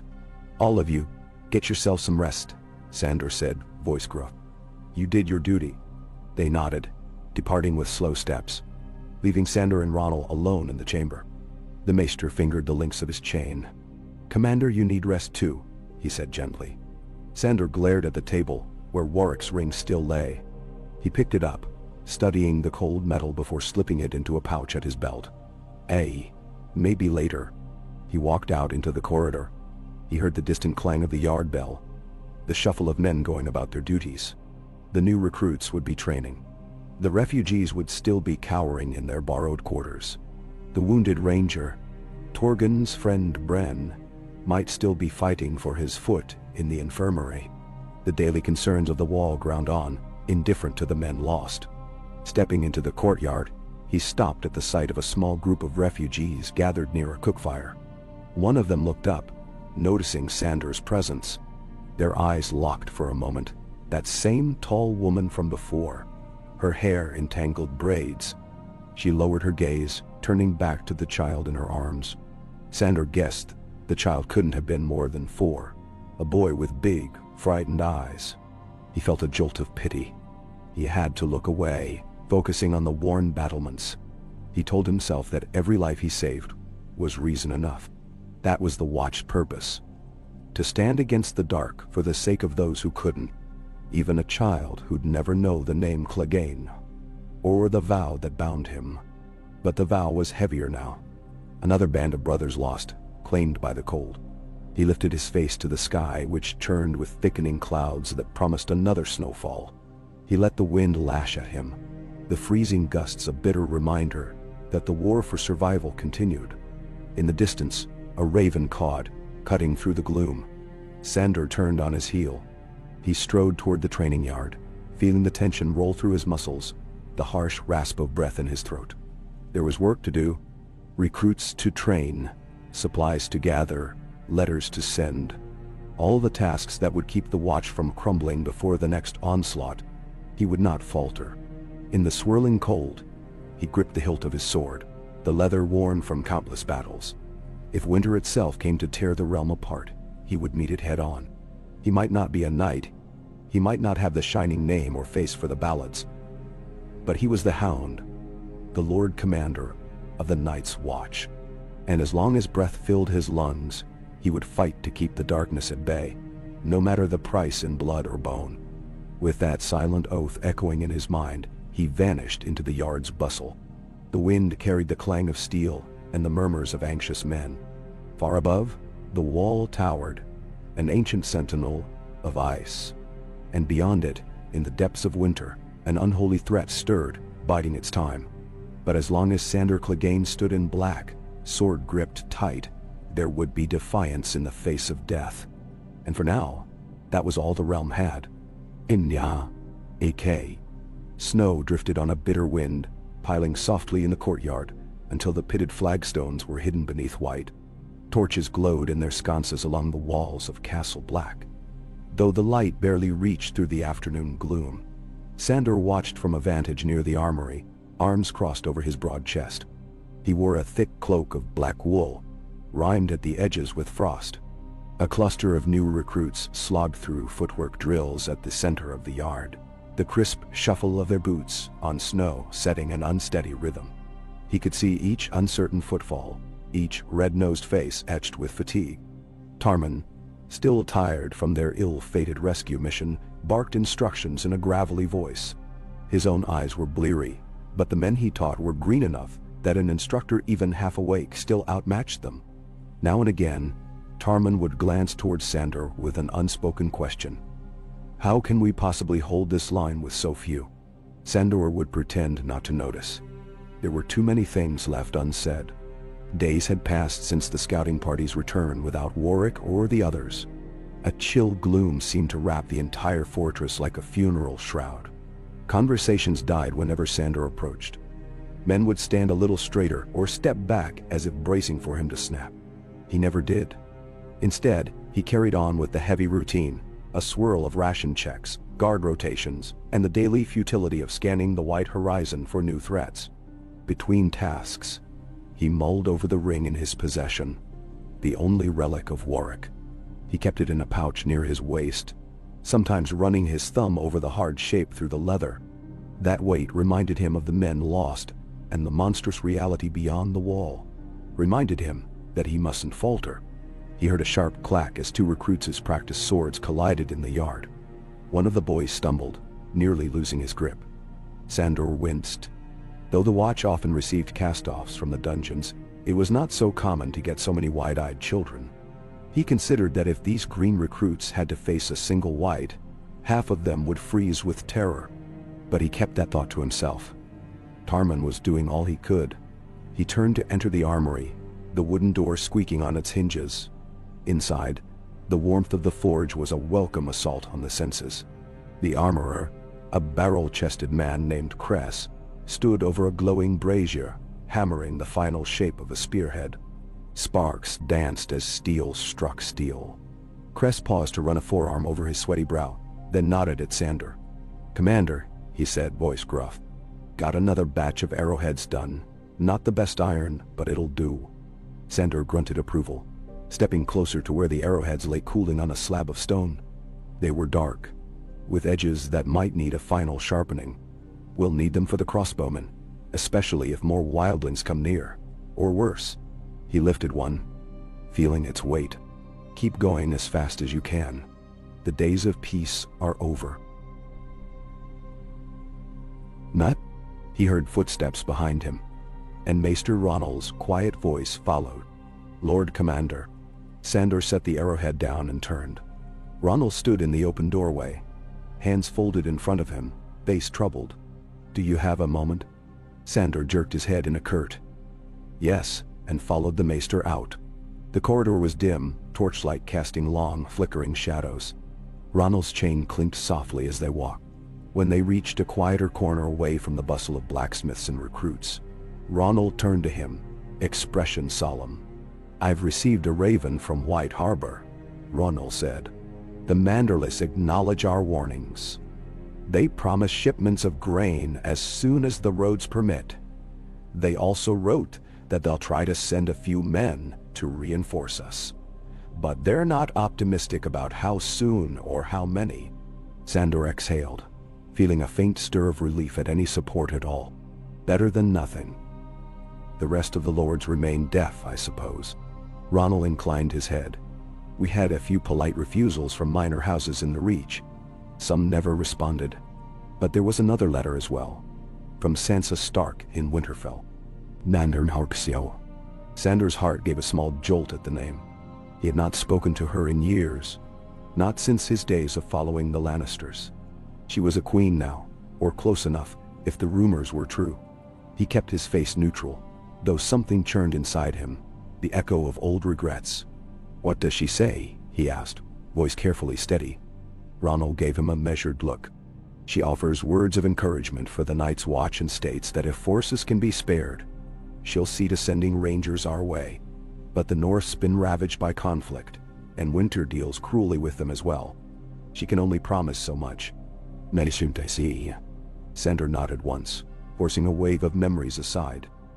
So we stand alone," he said bitterly, though he felt a hollow spark that at least someone had not forgotten the North's obligations. "Keep me informed if any more letters arrive." Ronald nodded and left, his robe sweeping the dusty floor. Sandor lingered in the corridor, mind drifting to the last time he'd seen the Stark girl, frightened and surrounded by enemies in King's Landing. That was another lifetime. Now she wore crowns, they said, or at least commanded the seat of the Starks. He hoped her realm fared better than their bleak outposts. Shaking off those thoughts, he headed for the courtyard once more. He found Pipe's sister, Elise. kneeling over a small pile of laundry near one of the wells, scrubbing furiously despite the cold. He paused, not entirely sure why he felt compelled to speak. She looked up, startled, then gave a quick bow of her head. "Commander," she said softly. "Carry on," he told her, though he didn't move away. The mechanical nature of her work seemed oddly peaceful. Just a repetitious motion against a washboard, hands red from icy water. She had shown a steady resilience since arriving. Perhaps that was a lesson. Keep working, keep going, if only to keep madness at bay. He turned and walked away. The flurries had picked up, swirling around him. He passed the stables, where the new stablemaster, an older man named Daniel, was brushing down a pair of mules. Nearby, a supply wagon rattled by, laden with firewood scavenged from the forests south of the wall. One of the men driving the wagon saw Sandor, lifted a hand in greeting, then hurried along. Returning to the training yard, Sandor observed Tarman's progress. The recruits were panting, arms trembling from repeated drills. Tarman barked, "Enough!" Swords down, they dropped their wooden weapons with a clatter. One boy, the tall, gangly youth who had so often stumbled, leaned against a post, chest heaving. Another, older recruit named Lucan, stocky, with a scar across his brow, studied Sandor warily as if expecting an outburst. Sandor let his gaze roam over their exhausted faces. "You've trained enough with sticks," he growled. "Tomorrow we move to steel. You'll learn how it feels to hold a real blade. If you'd rather keep trembling, leave now and run south. Otherwise be ready." The recruits glanced among themselves nervously, but none spoke against him. Sandor turned, dismissing them with a curt wave, and Tarman ushered them inside for a short respite. Alone, Sandor felt the endless presence of the wall looming overhead, beyond the far side of the courtyard where the massive ice shelf rose into the sky. The watchmen atop must be scanning the horizon. He wondered if they even realized how vulnerable the watch was, or if they clung to the old illusions of unbreakable guardianship. He trudged through the fresh snow to the gate leading to the elevator, then signaled for the winchman. In a clatter of chains and a groan of wood, the platform lifted him skyward. The wind intensified the higher he rose, numbing his exposed skin. The scars on his face felt tight as a drum. At the top, he stepped off onto the packed walkway. Wind tore at his cloak as he moved to the parapet. A pair of rangers stood vigil, stamping their feet to keep blood flowing. One was a bearded fellow Sandor barely knew by name, Tolbert, perhaps, and the other was one of the younger guards, eyes still bright with the new recruit's anxious energy. They saluted him, fists to their chests, then refocused on the vast expanse. Sandor gazed over the edge of the wall, a sheer drop of hundreds of feet. The terrain north of the wall spread out like a frozen sea. Patches of forest dotted the horizon, and the morning snowfall drifted across open spaces in a white haze. No living thing seemed to stir, but he knew better. The land out there was full of the dead, just waiting for night or for a moment of weakness. He let the silence cradle him for a time, ignoring the biting wind. Thoughts churned. The lost men, the refugees who still huddled within the fortress, the uncertain promises of aid from a scattered realm. But he pushed aside despair and let cold logic settle in. They would do what they must, day by day. If the realm failed them, if no lords arrived with armies, they would still fight. One of the watchmen spoke, voice carried away by the wind. "We thought we saw movement out there an hour ago, Commander. Maybe a band of game or a small group crossing, but it vanished." Sandor nodded grimly. "Keep your eyes sharp. Sometimes whites move in the daylight if they've a mind to. They won't care about sun or wind." The watchman swallowed and looked back through a battered spyglass. Sandor left them to their vigil and headed to the small shelter at the top of the wall. A cramped shack that held firewood, extra cloaks, and a brazier. He lit the brazier with practiced efficiency, the spark dancing into flame. The warmth was faint, but he lingered near it, letting his hands thaw. He remembered his first days on the wall, how the cold seemed to seep into his soul. Now he accepted it, as part of the vow. Fire would always unnerve him, but here, ironically, it was often the only blessing that kept men alive. After a time he descended again, unwilling to remain idle. The platform carried him down with creaking finality, depositing him in the courtyard. Afternoon light was fading already, the days so short in this season. He spotted Ed across the yard, his limp from the white attack barely noticeable now. He was speaking with a group of rangers who prepped for the next watch beyond the wall. Sandor joined them, brow furrowed. "You're heading out?" Ed nodded. "Routine patrol. Captain's orders. We'll skirt the forest's edge, see if any wildling clans are pressing too close. With everything that's happened, we want to catch any movement early." Sandor felt a surge of respect for the man's resolve. Ed had nearly been torn apart by a wight just nights ago. Now he was venturing out again. "Watch yourselves," he said. "Take more torches than usual. If you see anything off, don't stay to fight. Bring word back." Ed tightened the straps on his gloves. "Yes, Commander." They moved out, 8 black-cloaked figures leading a handful of horses. Sandor stood by, stone-faced as they passed through the main gate. The watchers cranked the chains, and the gates groaned shut behind them, sealing the fortress once again. He realized with grim clarity that each time men left, they might never return. The evening routine wore on. Stewards distributed what food they had: thin stews and old bread. Sandor ate alone in a corner of the common hall, ignoring the subdued chatter. Now and then, a brother would glance his way, but nobody approached. Even Tarman kept a respectful distance, as if sensing the thundercloud of grief and anger that hovered around the commander. He turned his attention to a lonely candle flame quivering on the table. Every reflection of fire drew out that old anxiety. He stared until it became just a flicker in his peripheral vision, refusing to let himself shrink from it. When the meal was finished, he moved outside. Night had settled fully. Torches along the walls flickered in the wind, and the moon was a pale disk smothered by shifting clouds. Brothers hurried past with arms full of kindling for the braziers, and a steward offered Sandor a spare cloak, which he waved away. He wanted to feel the cold, to let it numb the constant churn in his head. He paused by the small tower that housed the infirmary. A single light glowed in an upper window.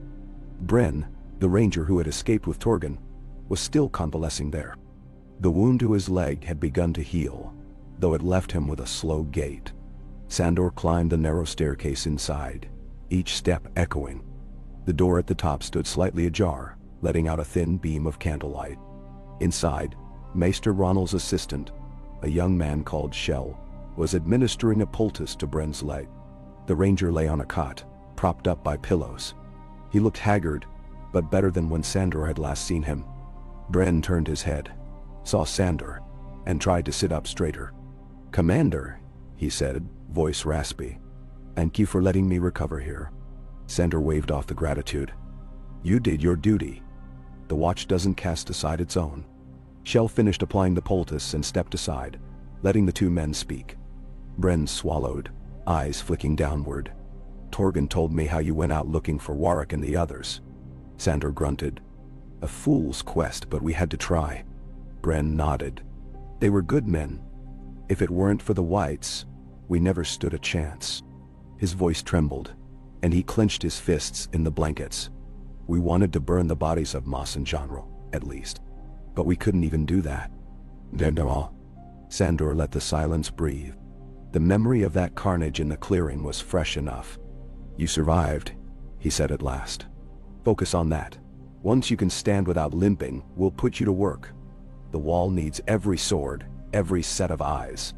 Bren exhaled, nodding through a wave of emotion. "Hey, I won't let you down."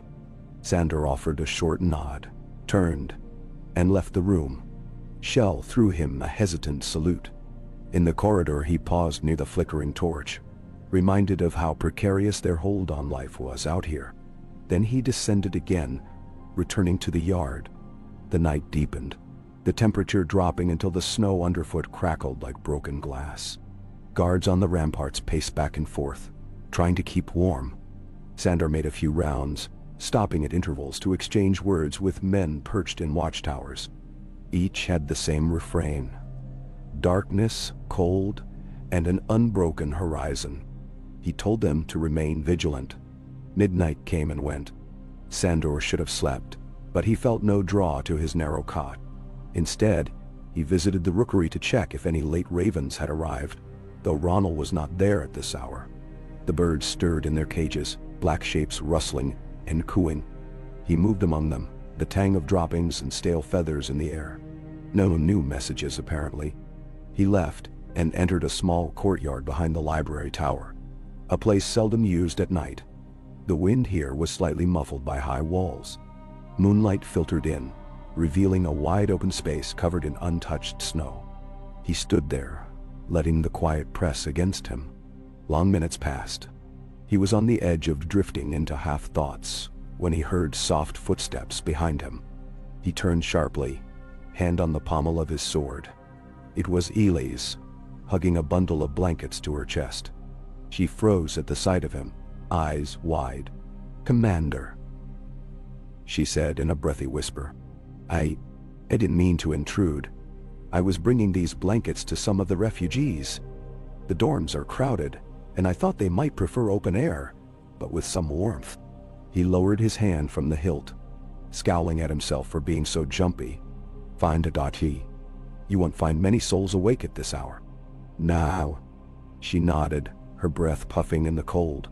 "Neither are you asleep, it seems." He made a non-committal grunt, unsure why her observation bothered him. He'd never been comfortable with conversation that felt personal. Carrying on with your chores is better than standing idle in the dark. She offered a faint smile, brushing a strand of hair from her face. "Yes, my lord." "Good night, then." She continued past him, leaving footprints in the pristine snow.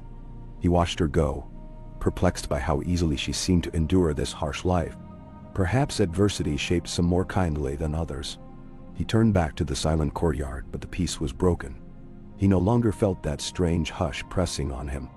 At length, he climbed to his tower chamber, forced himself to remove his boots, and lay down. Sleep came in jagged bursts, nightmares swirling. He saw glimpses of snowy forests, corpses rising from red-stained drifts. When the whites turned their heads toward him, their eyes glowed with a cold, hungry light. He jolted awake more than once, heart pounding, the memory of those fights so vivid that he could still taste copper. By morning, he was up early again, rubbing the weariness from his eyes. The courtyard was quiet, except for a few stewards hauling barrels to the kitchens. He noticed the recruits from the day before had not yet begun training. Likely Tarman had decided to give them a small reprieve. He found his way to the common hall. A few men were there, sipping hot broth for breakfast. The smell of onions and thin ale clung to the stale air. He accepted a bowl of that same watery stew, perched on a bench near the fire. Nearby, Ed's party from the previous night was just returning, stamping slush off their boots, faces pinched with cold. Sandor raised a brow at them, waiting for news. Ed approached, removing a glove to warm his hands by the flames. "No sign of whites," he said, though a slight tremor in his voice revealed lingering fear.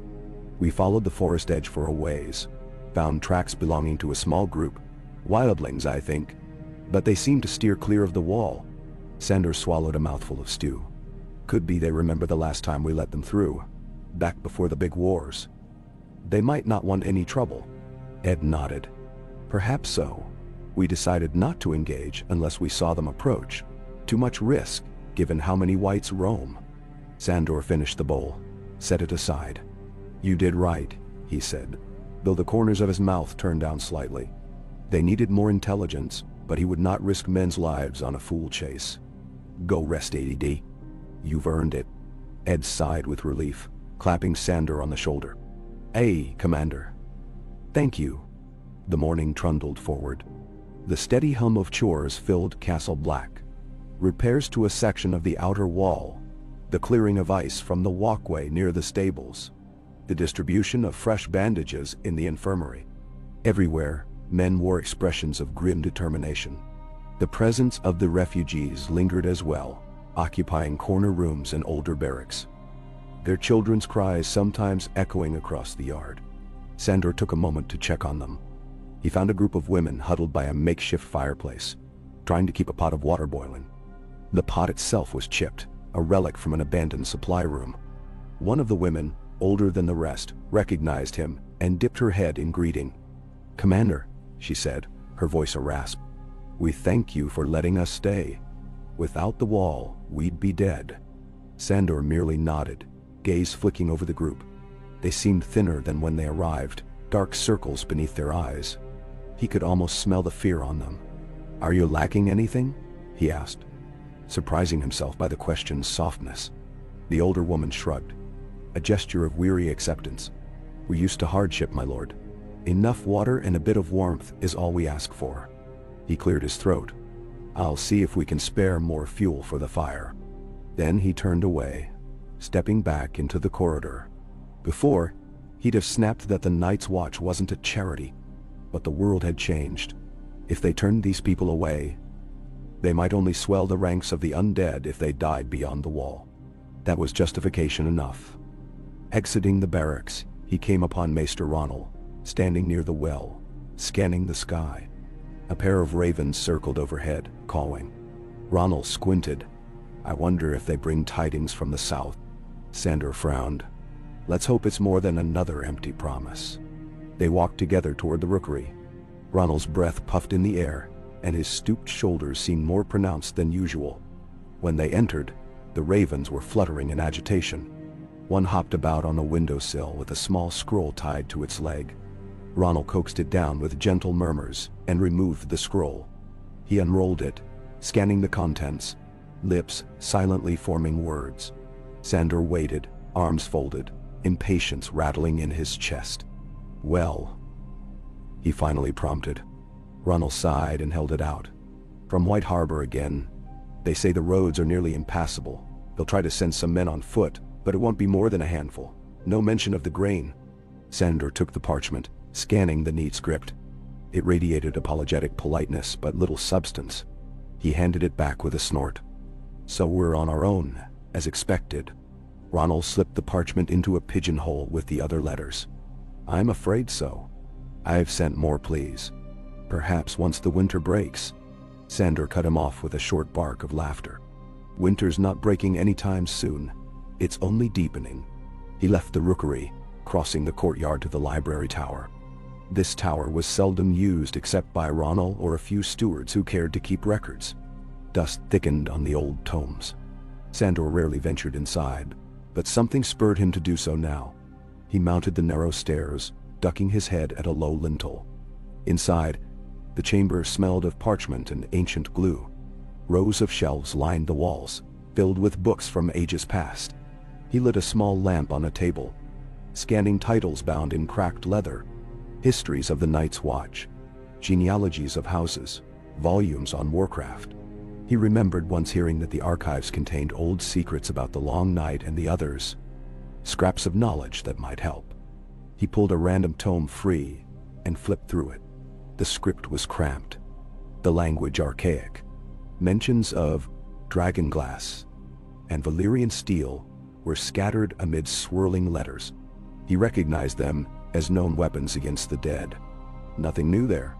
He turned a few more pages, eyes glazing over at references to ancient battles. A noise startled him. He looked up and saw Ellie's in the doorway, carrying a small stack of scrolls. She hesitated, clearly not expecting to find him here. "Commander, I was just returning some records for Maester Ronald." He set the book aside. "I see. This place is a maze." She nodded, stepping gingerly between shelves. "I've learned a bit of the arrangement. Maester Ronald keeps everything as organized as he can." She approached a shelf, sliding a scroll into an open slot. Then she glanced at Sandor's half-open tome. "Are you looking for something in particular?" He almost scoffed, but caught himself. "Just seeing if there's anything about the others we don't already know." She lowered her gaze. "I doubt there is. The Maester says the Watch has scoured every scrap of knowledge about how to fight them." Sandor grunted. "Then we keep swinging swords and burning them with fire." Elise placed the remaining scrolls on a different shelf, dusting her hands on her skirts. For a moment, neither spoke, the hush of old pages thick around them. Sandor felt her eyes flick toward his scar once or twice, but she said nothing. He was used to that. At last, she mustered a quiet farewell and stepped out. Sandor let out a breath he hadn't realized he was holding. He shut the tome and shoved it back onto the shelf. This search felt useless. No dusty book would deliver the watch from the horrors at the wall. He descended the stairs and emerged into daylight. Snow had begun again, swirling in light flurries. He crossed to the training yard, where Tarman was preparing the recruits for their first lesson with steel blades. A row of battered swords lay on a table, gleaned from the armory's older stock. Some were dull, others nicked. The recruits lined up, nervous expressions plain. Sandor watched Tarman hand out the swords one by one. The tall boy's hands shook as he took one, nearly dropping it when he tested the weight. Lucan, the older recruit with the scar, seemed more confident but still uncertain how to properly hold a blade balanced for real combat. Tarman demonstrated a basic stance, then invited them to mimic him. Steel hissed softly. A few men trembled from the cold, or from nerves, or both. Sandor couldn't bear to simply watch. He strode forward, ignoring Tarman's half-bowed greeting. "Hold it like you mean to kill someone," Sandor snapped, moving along the line. He grabbed a recruit's forearms, adjusting the angle of the blade. "Lower your shoulder, brace your legs." He corrected another man's grip, nearly barking at him for how lightly he held the hilt. Then he came to the tall boy, who raised the sword with some resolve in his trembling arms. Sandor appraised him with a cold eye. "You're built like a scarecrow, but you can learn to swing if you plant your feet. Show me." "Mine." The boy managed a clumsy downward chop. Dive. Sandor reached out, stopping the blade mid-swing. "Too wide," he growled. "Again." "Shorter arc," the boy repeated, more controlled. Sandor nodded, stepping aside. "That's a start. Keep at it." Moving on, he halted before Lucan, who lifted his sword in a passable guard. Sandor feinted a lunge, and Lucan shifted, forgetting to move his left foot. Sandor wrapped the recruit's leg with a light kick, making him stumble. "What was that?" Sandor demanded. Lucan's jaw tightened. I moved to parry. Your feet stayed behind. A real opponent would gut you where you stand. Move as one." Again. "Bannerton." Lucan tried, this time stepping into the motion. Sandor watched, arms folded, giving a brief nod. "Good. Keep your eyes on me." They repeated the sequence, slow at first, then faster. Lucan's face grew red with exertion and focus. He barely managed to block one of Sandor's heavier swipes, metal clanging, but that moment of success lit a spark in his eyes. After a time, Sandor stepped back, breath puffing. "That's enough for now." He let Tarman resume drilling them, content that they had a taste of real steel. Over the next hour, he circled the yard, offering curt corrections. Gradually, the recruit's fear of the blade began to give way to respect. By the time Tarman called for a break, half of them were dripping sweat despite the cold. Sandor stalked away as they clumped around a water barrel. He didn't need their thanks or their nervous chatter. He paused by the steps that led to the main hall, noticing the battered door that stood ajar. From inside drifted the low rumble of conversation. Some black brothers. Perhaps the stewards checking inventory. His own mind drifted to the question of rations. The winter stores were not enough to sustain the refugees long term. And though White Harbor promised supplies, there was no guarantee the shipment would arrive soon. A sharp tension settled in his gut. He strode inside, heading toward the large storeroom at the rear of the hall. Several stewards and quartermasters were weighing sacks of flour and barrels of dried fish. The musty smell of salt and grain filled the air. One steward noticed him and stiffened. "Commander, we were just—" "I know what you're doing," Sandor interrupted, scanning the marked barrels. "What's our count?" The steward, a thin man with a quill tucked behind his ear, consulted a slate. "We have enough flour and dried beans for a few more months if we keep rations strict. Salted fish? Less so. Maybe a month and a half. Hardly enough for an influx of refugees." Sandor nodded, eyes narrowing. "We'll make do. Begin supplementing the men's rations with more beans, less fish. If they complain, send them to me." A few uneasy looks passed among the stewards, but they bowed their heads. Sandor sighed inwardly, knowing dissatisfaction would grow. Men in the watch already felt they gave too much to outsiders, yet turning them away was unthinkable, if they wanted to prevent a flood of whites. He headed back out to the courtyard, the interplay of swirling snow and flickering torchlight reminding him of a snow globe with dancing embers. The gloom of late afternoon was settling in. He walked to the base of the wall, tilting his head up at the sheer surface of ice. The elevator rattled nearby as supplies were hauled up. Footsteps approached behind him. Tarman, his face flushed from drilling recruits. "Commander," he said quietly, "they're improving, but gods, it's slow. If a horde of whites marched on us tomorrow, these recruits would be torn apart." Sandor turned, voice low. "Then we'd have to hold the line with the seasoned men." Tarman nodded gravely. "We can push them harder, but I worry some might break under the strain." Sandor considered this. He recalled his own brutal training as a boy under the watchful, merciless eye of his elder brother. He remembered how fear drove him to survive, though it came at a great cost. Give them rest enough to keep them standing, but no more coddling. Time is not our ally. "Now?" Tarman inclined his head, as though acknowledging unnecessary cruelty. "Understood." Snow kept falling, wind rattling the parapets. Over the next hour, the daily rhythms continued. Some men replaced the watch atop the wall. Others slipped indoors for the meager evening meal. Stewards made their rounds. Sandor oversaw each shift, scanning faces for hints of morale. The hush in men's voices told him hope was scarce.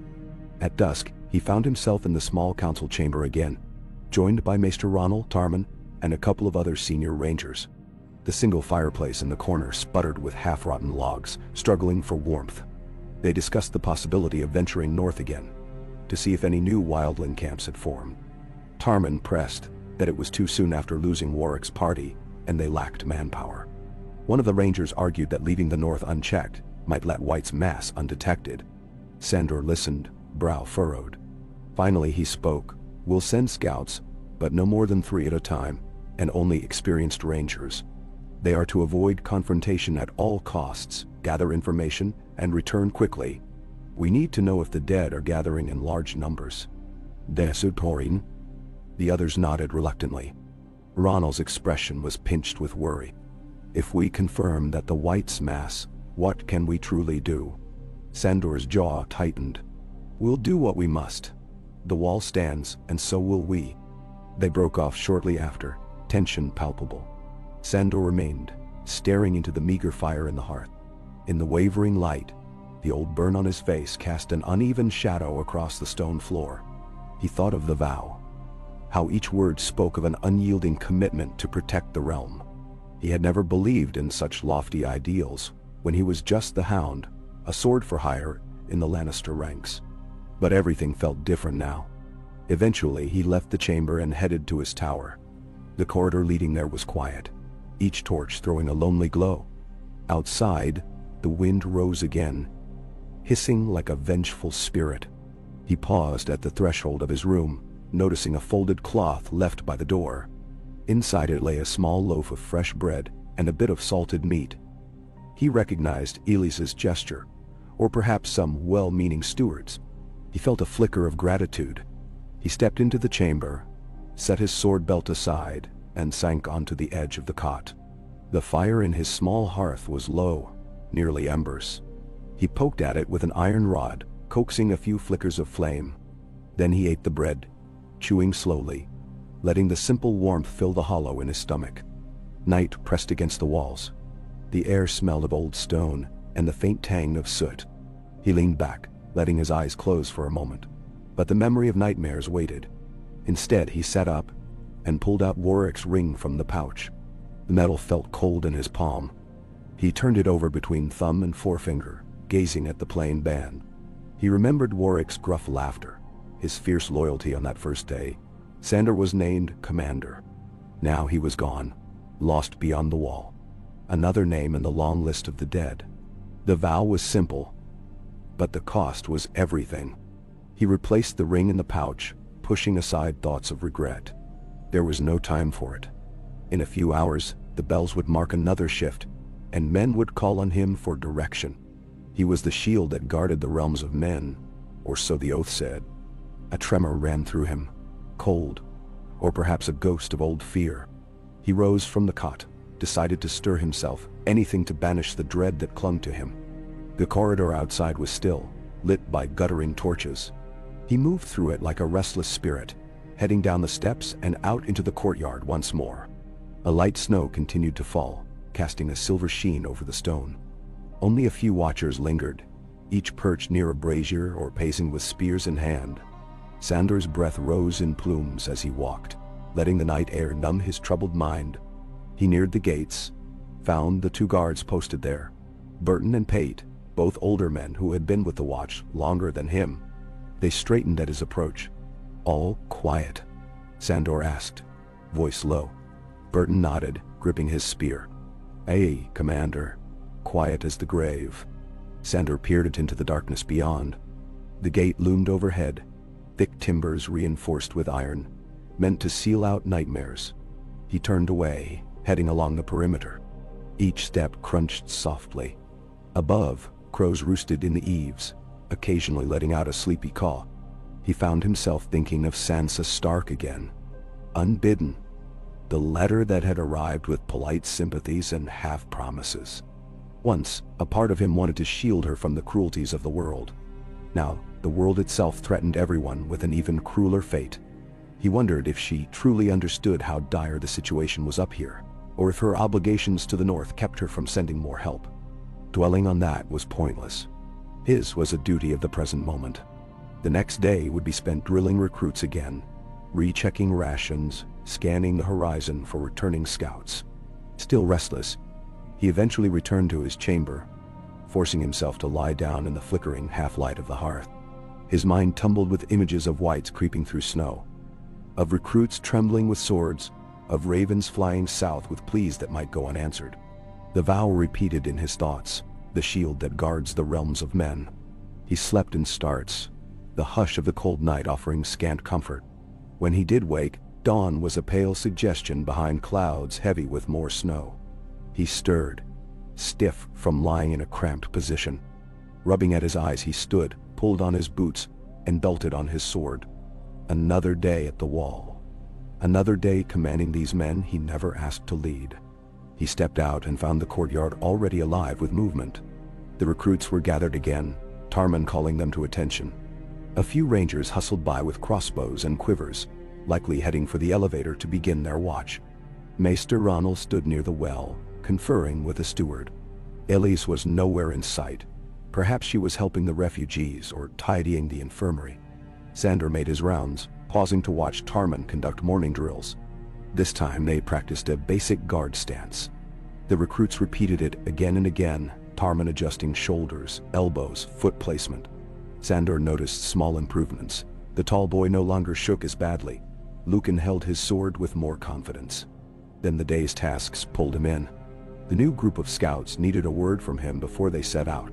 He found them by the stables, securing saddlebags. Among them was Joss, a wiry ranger who had scouted the north many times. Sandor greeted him with a firm clasp to the arm. "You know your orders. Don't get caught in any fight you can't win. If you see too many whites, ride back like the winds." Joss nodded, eyes intent. "Understood. We'll check the valleys east of the Milkwater. If we see any sign of a gathering, we'll light the signal fire at that old watchpost and then return." Sandor gave a curt nod, stepping back as they mounted up. The gates opened to let them through, and then they were gone, hooves disappearing into the snow. He stood watching until the last flicker of movement vanished, the old anxiety coiling in his gut again. One more gamble with men's lives. The hours crawled by. Stewards carried out inventory checks, and the recruits hammered away at training. Sandor assisted with the latter, ensuring the men built stamina. He knocked them down, forced them to rise again. Some grumbled under their breath, but the ferocity in Sandor's voice kept them from open complaint. By midday, a light drizzle of freezing rain fell, coating surfaces in a thin sheen of ice. The yard became treacherous. Swords clashed with uncertain footing. More than once, a recruit went sprawling. Sandor told them this was good practice. Whites wouldn't choose fair conditions. Later, a horn sounded from atop the wall. One long blast, signaling arrivals. Sandor moved quickly to the courtyard, feeling a surge of wary hope. Could it be the scouts returning so soon? Or a supply train from White Harbor? He reached the gate. As it opened, two figures on horseback emerged from the swirling gray. They wore black cloaks, though they were not men Sandor recognized. He frowned, stepping forward as they halted in the courtyard, pulling back hoods. Both were older, weathered by years of rough living, perhaps. A swirl of confusion passed through the men gathered. Were these wanderers seeking the watch? One man swung down from his saddle, wincing as if stiff. Then he looked up, his gaze scanning the yard until it landed on Sandor. "Is this Castle Black?" the stranger asked, voice low and gravelly. Sandor snorted. "You think you stumbled on some other cursed fortress at the end of the world?" The stranger glanced at his companion, then back at Sandor. "We come from Bear Island, by way of a long road. The Mormonts told us the Night's Watch was desperate for swords." He lifted his left arm, revealing a battered shield strapped to it, with the black bear sigil scratched and faded. "Name's Tig Mormont, though not of the main line. My kin are short on men, but we volunteered to try." Sandor studied him. The man was broad-shouldered, a few streaks of gray in his hair, and scars across his knuckles. The other rider, a wiry woman with a spear strapped to her back, dismounted as well. She wore no sigil, but carried herself like a fighter. The woman inclined her head. "Olenna, we heard rumor the dead walk, we believe it." A hush spread among the black brothers in the courtyard. Sandor recognized a flicker of something he had not seen in months. A willingness in outsiders to share the burden. He jerked his chin in a form of greeting. "You'll find no comfort here, only duty. If you've come to join the watch, you know the vow." Tig Mormont nodded, squaring his shoulders. We're prepared to swear it if you'll have us." Sandor stared at them, letting silence test their resolve. They met his gaze without flinching. At last, he motioned for them to step forward. "Then come inside. You'll speak to our maester, and we'll see about your place here. Be warned, we've no luxuries, only the cold and the dark." They exchanged a look of quiet acceptance, then followed him. Men murmured as the two newcomers passed, guiding their horses to the stables. Sandor led them through the courtyard, noticing again how the recruits paused to watch. A sliver of hope lit in some of the older brothers' eyes. Maybe if these two had found their way here, others would as well. Sandor took them inside where Maester Ronald awaited in the torchlit corridor, curiosity evident. Ronald listened to their story, eyebrows raised, then guided them toward the chambers where new recruits usually stayed before taking the black. Sandor noted the sense of purpose in Tig Mormont's stride, the surety in Olenna's eyes. These were not criminals forced to the wall, nor green boys fleeing punishment. They were volunteers. That small fact kindled a faint, guarded spark in Sandor's chest. Perhaps the realm had not fully abandoned the watch after all. A few might still come of their own accord, men and women unafraid of the cold, and the horrors rumored in the north. But he knew better than to dwell on optimism. One or two new blades would not turn the tide. Still, as he watched Tig and Olenna vanish into the corridor with the maester, he found himself breathing a fraction easier. If there were 100 more like them, the wall might stand a chance. He stepped out again into the swirling weather, ignoring the ice that stung his scarred cheek. The vow pressed against him. He was their Lord Commander, the one who would guide these new arrivals through the darkest nights the realm had ever seen. He wondered if, in years to come, men would sing of the Hound who became Lord Commander of the Night's Watch. The notion was strange, almost laughable. But legends were born out of necessity, not vanity. He resumed his patrol of the yard, cloak whipping around him in the gusts. The recruits called out uncertain greetings. The refugees watched from corners. High above, the black shape of a raven circled, cawing into the bleak sky. The day wore on, each footstep an affirmation that Castle Black still stood, battered but unbroken. And so he continued, bound by oaths he had once scorned, forging a defense from scraps of steel, half-trained men, and the last dregs of the realm's goodwill. He had no illusions of glory or redemption, only the raw, unyielding knowledge that someone must hold the wall against the terrors beyond. Sandor Clegane would do it, scarred face and all, until breath left his body or the others claimed the land in perpetual night. For every lost soul, every trembling recruit, every desperate refugee, he would stand. He owed them that, and the vow demanded no less. If fate willed that the final battle would come soon, then let it. He would meet it with sword in hand, and the fire of defiance still burning behind his eyes. No matter how cold the wind or how dark the night,